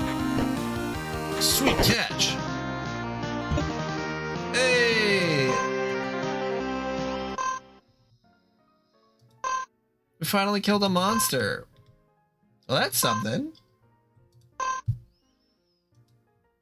Alright, cool. You said, put the bunny back in the box! No, why couldn't he put the bunny back in the box? Now exult. Victory. Spoils are yours. Etchaladder. Lodestar Youth. Plucky Tot. Clam Durung. Plucky Tot from Juice Squirt. The amazing victory allows you to scale the first two achievement rungs on your etch ladder. You are now a plucky tot with a new feather in your cap to show for it. The etch ladder rewards your bold ascent with 125 boon dollars. You waste little time in storing them in your ceramic pork hollow. Additionally, climbing the rungs has boosted your gel viscosity and cachet limit. Yeah, he is dancing. He's a dancing man. By expanding your cachet limit, you've made room for all the nice grist you've just collected. You now have 32 fragments of build grist and 10 fragments of shale. What about that guard? It seems the shale imp has allocated the bunny to its strife specubus. Sort of a stupid thing to use for a weapon, but you might as well grab it and stick the bunny in your strife deck while you're at it. It will at the very least be safer there. Okay. So you do that. You group the two specubi in your strife portfolio. No self-respecting strifer would be caught dead without one. Gather the scattered bits of your large hammer. Oh, oddly enough, it seems breaking the sledgehammer alter the abstratus from hammer kind to handle kind, even going as far as expelling the head of your smaller hammer from your deck to force compliance. You didn't even notice in the heat of the battle. You grab the sledgehammer handle, expelling the useless harlequin figure. You merge the sledgehammer head with its handle and return to your strife deck, repairing the hammerkind abstratus in the process. The smaller hammer handle is ejected from the deck, since of course handles of any sort no longer belong in there, obviously. Fine, now what? Dave is pestering you, but you don't have time to deal with his nonsense right now. Something is amiss in your room. You can't quite put your finger on it. Rose, hurry and activate the generator! Right, generator looks like it's activated. You fire up the generator and drag a cord into the mausoleum. It, of course, would be foolish to run the generator inside a confined space. Generator safety is everyone's business. Defile tomb. Sorry, Jaspers, have to make space for the laptop. Besides, your final resting place is already a mockery. You should have decomposed years ago under a bed of petunias like a normal cat, not given to a taxidermist and fitted with a tiny custom-tailored suit and stuffed in a coffin built for infants.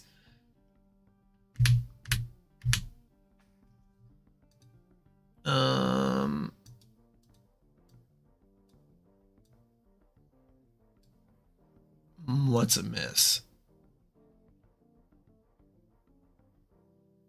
He's got his computer, he's got his DVDs, got some shelves, he got his bed stuff. Oh yeah, I have no clue.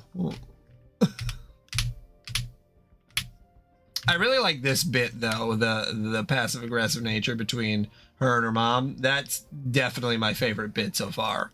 Plug in your laptop. You plug in your laptop and connect it to the internet signal again. Everything predictably falls out of your Silodex, but you're not about to get bent out of shape about it. You have bigger fish to fry. Looks like Dave noticed you're back online. He pesters you like clockwork. And there's John. What on earth is he up to now? These aren't clickable, no. The door, John! Look at the door! The door, you're right. Didn't Rose yank the door off its hinges? Oh, and prop it up on your bed? Someone or something has put it back and left it slightly ajar. Incredibly alarming. Investigate. Ooh. Oh, he got tricked. He got some water on his head. What? This is so outrageous. Nanaquin.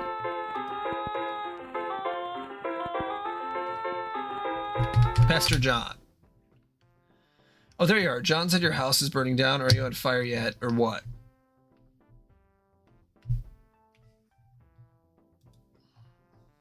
Oh, there you are. John said your house is burning down. Are you on fire yet, or what? No, for now I've retired to the safety of a smaller building, which is much closer to the forest fire threatening my residence.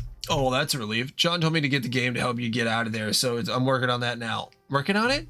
Yeah, my bros copy long story. Hey, don't tell John this, but I think he might have been right about the puppets. They're sort of starting to freak me out a little. You're referring to your brother's collection? I mean, don't get me wrong. I think it's cool and all, the semi-ironic puppet thing or whatever, or semi-ironic. Man, I don't even know. I'm just starting to think some of this shit is going a little far, and it's kind of fucked up.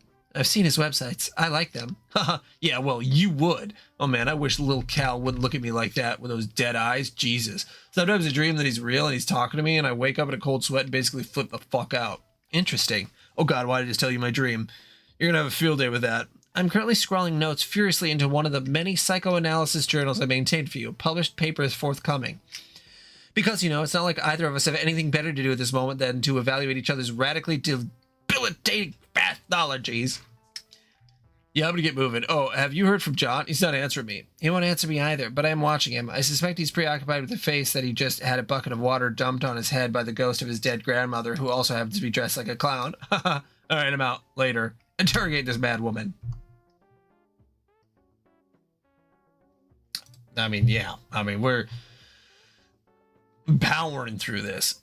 Nana? Yes, dear. Wow, you scared the living daylights out of me. Hoo-hoo-hoo.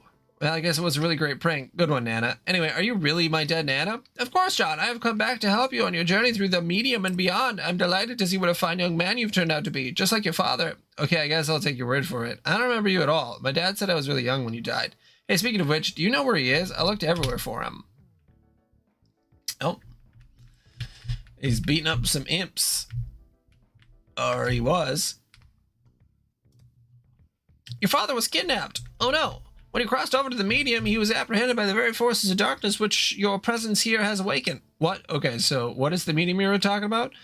It is where we are now, a realm that is a ring of pure void dividing light and darkness. It turns into the thick of the Incipisphere? Incipisphere? A place untouched by the flow of time in your universe. Incipisphere. Incipisphere? So like pi? Incipisphere. All right. Incipisphere. Incipisphere. Incipisphere. Einsensphere. The last one? Okay.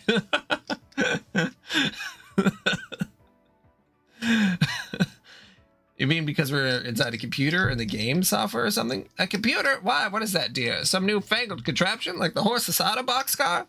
Well, it's like this machine that, of course, I know what a computer is. John, I was just pulling your leg. Oh, okay. No, John, you're not inside a computer or software or anything like that. Try not to be so linear, dear. The software that brought you here was merely a mechanism that served as a gateway. Its routines, in a way, serve to invoke this realm's instance. Yet it stands independently of any physical machine and somewhat paradoxically always has. I'm not sure I get it, but all right. So what do I actually need to be doing here? I think it would be best if we started with a big picture.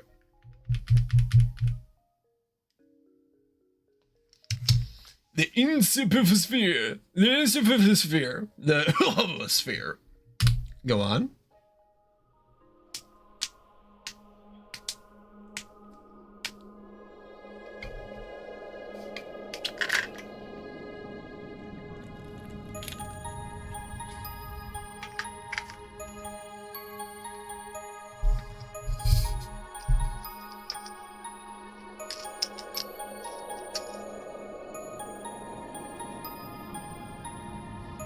Above the medium, beyond the seven gates, residing at the core of the in a place known as Skya.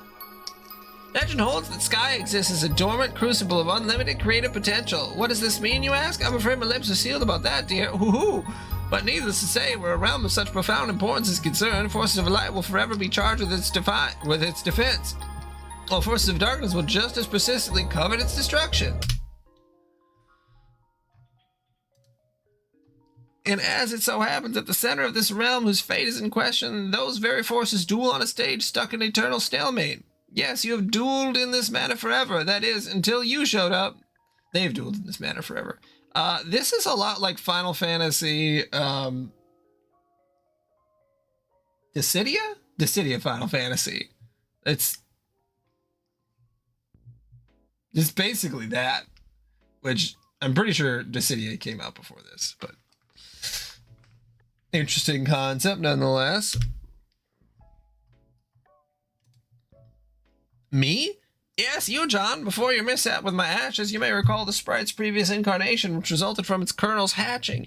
You see, this hatching occurs automatically in response to your arrival. The result is a pair of kernels, one dark, one light, each carrying the information they were prototyped with before the hatch. One goes down to a kingdom entrenched in darkness, the other up to a kingdom basking in light. Each comes to a rest in an orb atop a spire, of which there are 3 others in kind. The 4 spires are situated above a throne, and these 2 thrones preside over the 2 respective sovereign powers. And once the kernels are situated, that is where the game is afoot. The true war begins, light versus dark, good versus evil. This is a war that the forces of light are always destined to lose, without exception.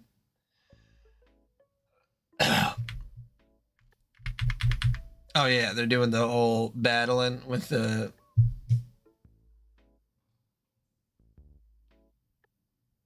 This is so similar to Dissidia. I'm like, it's so interesting. Quest of Futility, then.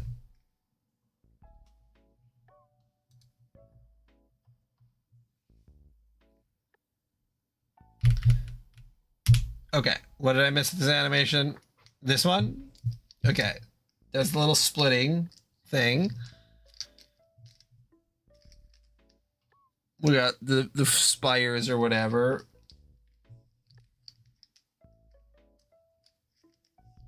Of good and right side up and upside down. And there's the chessboard, and then the chess, they gotta attack each other, and light always loses. Okay. Well, wow, really? Then what's the point? That remains for you to find out, dear. For you, see, the journey you're on about to take is the ultimate riddle. Whoa. For now, your objective is to proceed towards Skaya and pass through the first gate situated directly above your house. Not even terribly far. The gates will become progressively more difficult to reach, so you'd better be prepared to sharpen your adventuring skills. How am I supposed to get up there? You build! Oh shit, this game has building. Switch! Switch! There's building!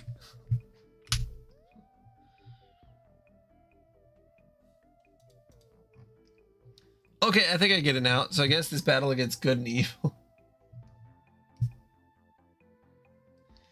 Yeah, in Dissidia, it's, and I gotta double check because this will drive me insane. Dissidia Final Fantasy. This came out in 2008. So yeah, it would have been like right before this, which like this guy who made this is a fucking nerd. So I can only imagine that's where he's taking some inspiration. Not that I'm not a nerd, but this is getting so hyper specific. But in Dissidia Final Fantasy, essentially the villains and protagonists are pitted against each other in a separate world that acts as a medium, and they fight each other, and they're destined to fight forever, and the darkness always wins. So, you know, it's a little similar. That just cracks me up. And it could be parallel thinking. Maybe you never played it at all, which is always a possibility. Parallel thinking occurs way more often than people imagine it does, and people on the internet take that shit way too seriously when two people have the same idea or the same joke. Guys, there's a lot of people out here. Parallel thinking exists. Yeah. Yeah, and Dissidia specifically is more of an action RPG. It wasn't a, well, I mean, it wasn't a turn-based RPG. It's just such a similar concept. I just think that's really funny. There's a lot of anime that's kind of like that too, though. So, you know, it's, we all exist on the shoulders of every other artist. Okay, I think I get it now. So I guess this battle against good and evil is sort of irrelevant. Well, I don't know. That all sounds kind of weird, but in any case, we build the house to get to the gates, and then I can save my dad. Yes, John. And then after that, we solve this ultimate riddle thing and save Earth from destruction. Oh no, I'm afraid not. Your plan is done for, dear. There's nothing you can do about that. Oh, your purpose is so much more important than saving that silly old planet, though. And that is, hoo-hoo-hoo-hoo-hoo. Sad dance. Yes, I'll have to agree with the float hag about that. John, you're such a good boy. I know you'll succeed. Thanks, Nana. You're a good boy, and good boys deserve treats. Hooray, I'm gonna bake you some cookies. John. The hag mentioned cookies. Pursue her. Oh, god damn it, that's just what you need. More baked goods. John, you do not say no to cookies. I command you to get them. You totally abjure the hell out of that idea. You're so busy abjuring, you don't even notice Rose has been trying to pester you this whole time. You hit John in the head with a box to get his attention. You give John a swift drubbing in the noggin, but he's undeterred. This That is some fit he is throwing. Perhaps you'll take this spare moment to contemplate the Nana Sprite's strange tale. It may also behoove you to record your thoughts on these developments in your GameFAQs walkthrough/journal. It can be hard finding time to update it. In fact, you're not even sure where you found the time to write what's already there.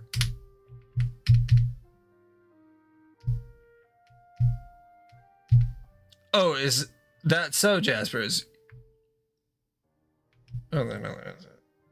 Oh, is that so, Jaspers? And just who do you think you're looking at with that smug grin? The last thing you need is sass from a dead cat. It's pretty much all his fault you're in this mess in the first place, so you can just button it.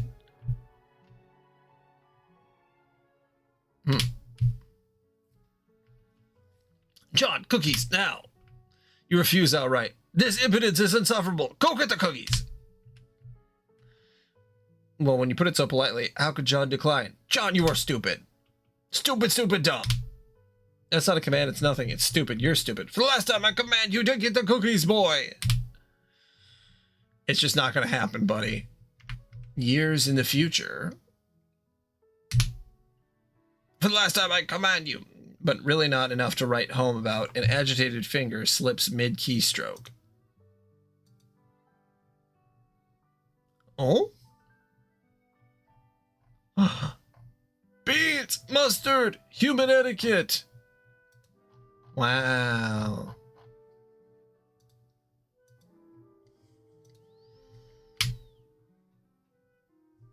Unlocked album, Homestuck, Volume 1. Click here to check it out. Oh, it's like the actual album. Okay.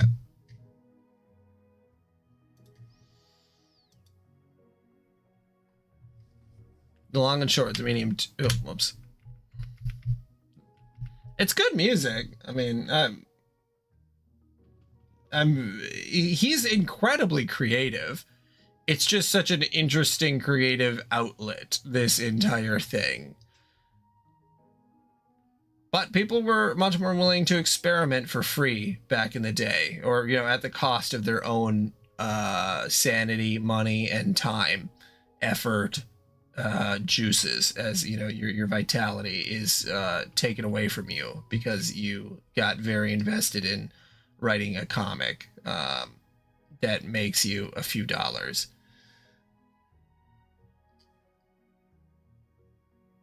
I can't believe his name is Hussy. God. Suburb Beta. Technical therapist.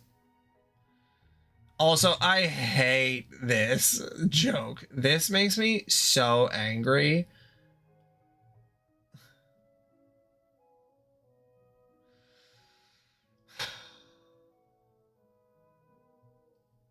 Yeah. I hate it so much. I hate it so much. Because there was the t-shirt fucking from T-shirt Hell that was just probably a quote from some other random place on the internet. I'm pretty sure T-shirt Hell just stole stuff. But, you know, you can't spell rapist without therapist. And it's like, God damn it.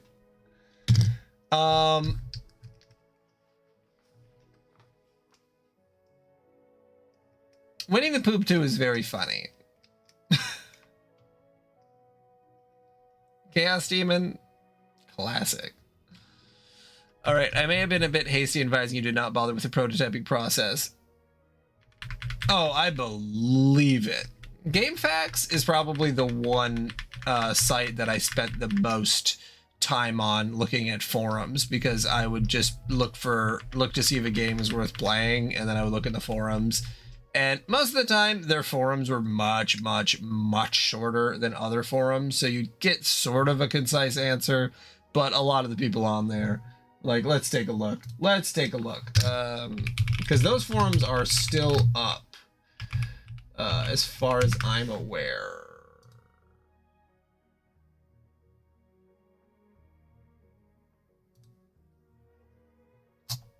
How do you click on the forums for a game? Board? Oh, yeah. Okay. So if we go to, say, Kingdom Hearts forum, we got Sephiroth strategy. We got a bunch of random shit. What's the oldest? Oh, this is from 2008. So this is, man, these are actually new. Funny Kingdom Hearts vid. It's like the Kingdom Hearts, but different from Game Dip Game Player. Glitch? I played this game 2 times already. I was bored, so I started a new game. I know what happened, but I didn't have to fight Leon. Does anyone know what happened? How far are you? Like I said, I played this game before, but I don't know what happened this time. And to answer your question, I'm in Wonderland. Sorry about that. From Alien Gudamnio Chaos. Let's see. Extra difficulty. We got Shampoo, Firecross. People asking dumb shit questions. A friend says that after playing through Expert 3 times, the ultimate weapon in level 100 unlocked, a new difficulty becomes available. Anyone actually done this and can disprove? The question you should ask is, can your friend prove his or her statement to you in person, not whether strangers on an internet message board could give you their word that they can disprove it. And no, it's not true. Like, this shit is awesome. Oh. Like, what else do we got? Some of these are got it. I could honestly just do this, go through old game facts ones. I mean, there's 197. Let's see. How come?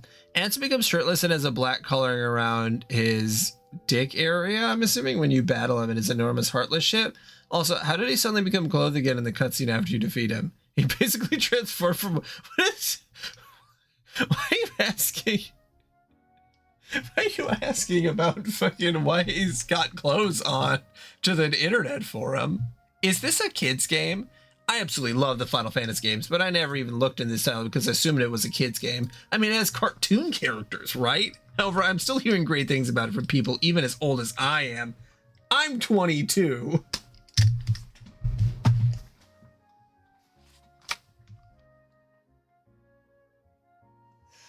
That fucking kills me. Buddy, you're 22. You're not old. What are you talking about? You can enjoy cartoons. Bellic Square's Japanese. Oh, wait. Hold on. Final Fantasy X. We got to look at the board for Final Fantasy X. All right, let's go to last 1,000. All right, let's see.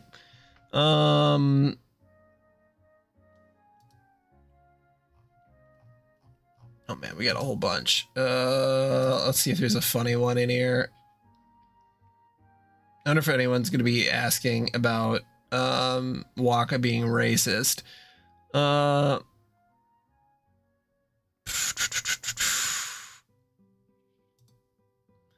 anyone else notice Titus sliding down that cable, which made sparks appear while Kamari went down barefoot? That's gotta hurt like hell. What a beast! Indeed. From Buster Sword, I am he, as you are me, and we are all together. Sonic Nash, he a manly beast. The truck's a car, feels his horn, very manly.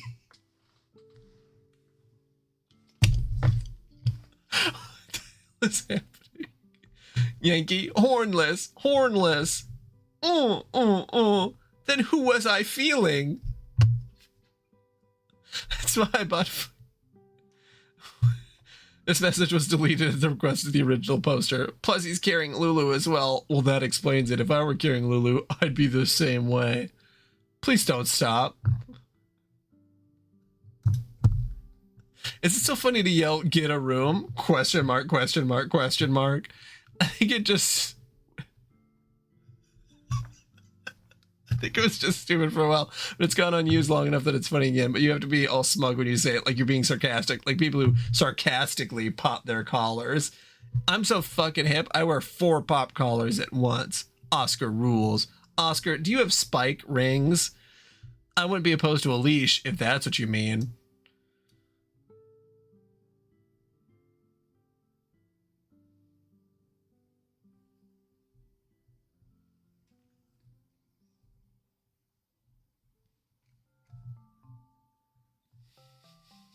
What? Why would you put that? I haven't done this in a long time, and this is really funny. Hold on. I gotta see if there's at least one more. I'm eventually gonna have to go to bed, but I gotta see what else we got. If Sports Illustrated did a calendar of Blitzball, who would be in it? Stop?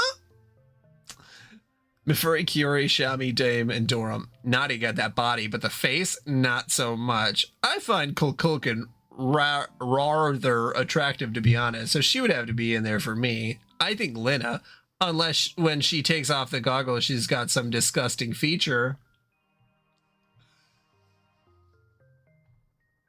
Beverly Boys don't make Sports Illustrated calendar. SVXD.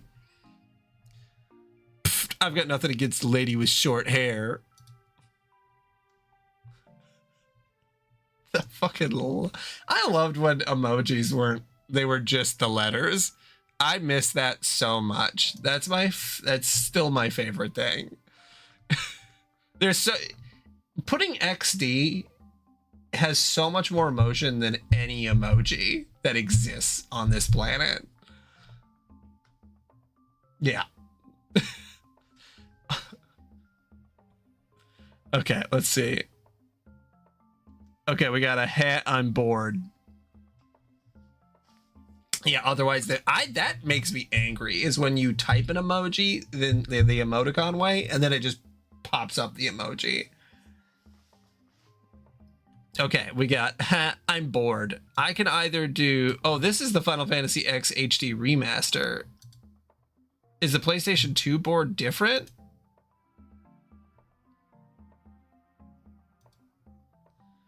Oh no, it's the same. They all link to the same thing. Yeah, I don't like the little robot guy. It's the emoticon. I would rather it just be like smiley faces or whatever, like the yellow smiley faces. I can either do another playthrough of this, haven't played in about a year. Like, what? Why is they add context to these posts? I can play FFX2, never beat it, didn't feel compelled to beat. Or I can play FFXII, also never beat, just got a bit boring. I don't really know. I just need something to do while I wait for Lost Odyssey to come out. Like, is everybody a pick me on these forums? Like, why do you need to... You just ask if you should play 10, 10-2, or 12. Blazing Gunny. Huh, I'm just like you. Took me forever to finish X2 due to its uncompellingness, and I haven't had the energy to finish a 12 file as yet. So I'm back to 10, and apart from the cutscenes, I'm pretty into it at the moment. Normally I lose all interest once I gain control of the airship, but we'll see.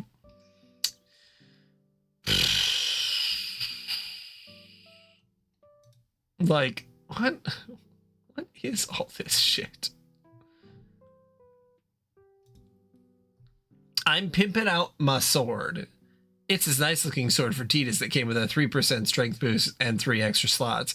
I gave it the first strike ability and now I need to fill 2 more slots. Like, why is there stuff? Why do we exist on this planet?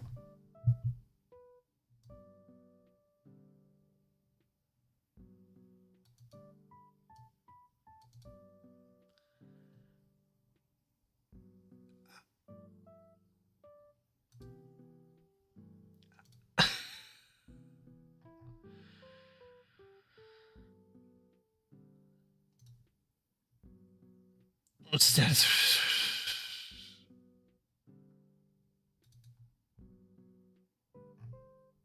Okay. All right. I think I'm losing my luster here. I just got hit with a wave of I should be in bed. Okay.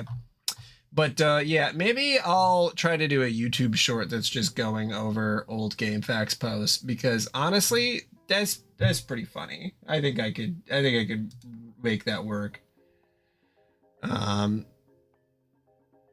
All right, but yeah, we read a whole bunch of Homestuck. How much did I actually read?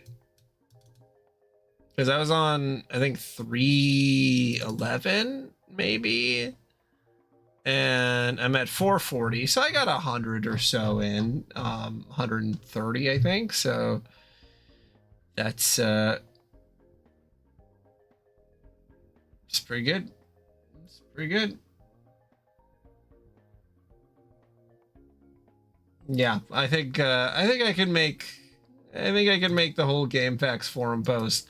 Honestly, I could just do a whole series. It's just like old forum posts, just because like I don't want to read out Reddit stuff because that's so old hat. I want to look at an old forum from like 2004 that is like today I fucked up, you know, like archive them in some way, because the things that people used to put on the internet there were more lies, I think, than Reddit. They would say stuff more unbelievably, but there would always be an undercurrent of something so much darker in their post that I think now people are a little too internet literate to put that out there. But back in the day, people would be like, I have all of the coolest people I know, and we hang out in my basement, and you know, they don't move around a lot, but I have a lot of fun, and I'm like the coolest guy ever. And it's like, well, what was that mill thing, you know? But all right, I think I'm not making any sense anymore. I'm going to bed. Good night, everybody. Take it home.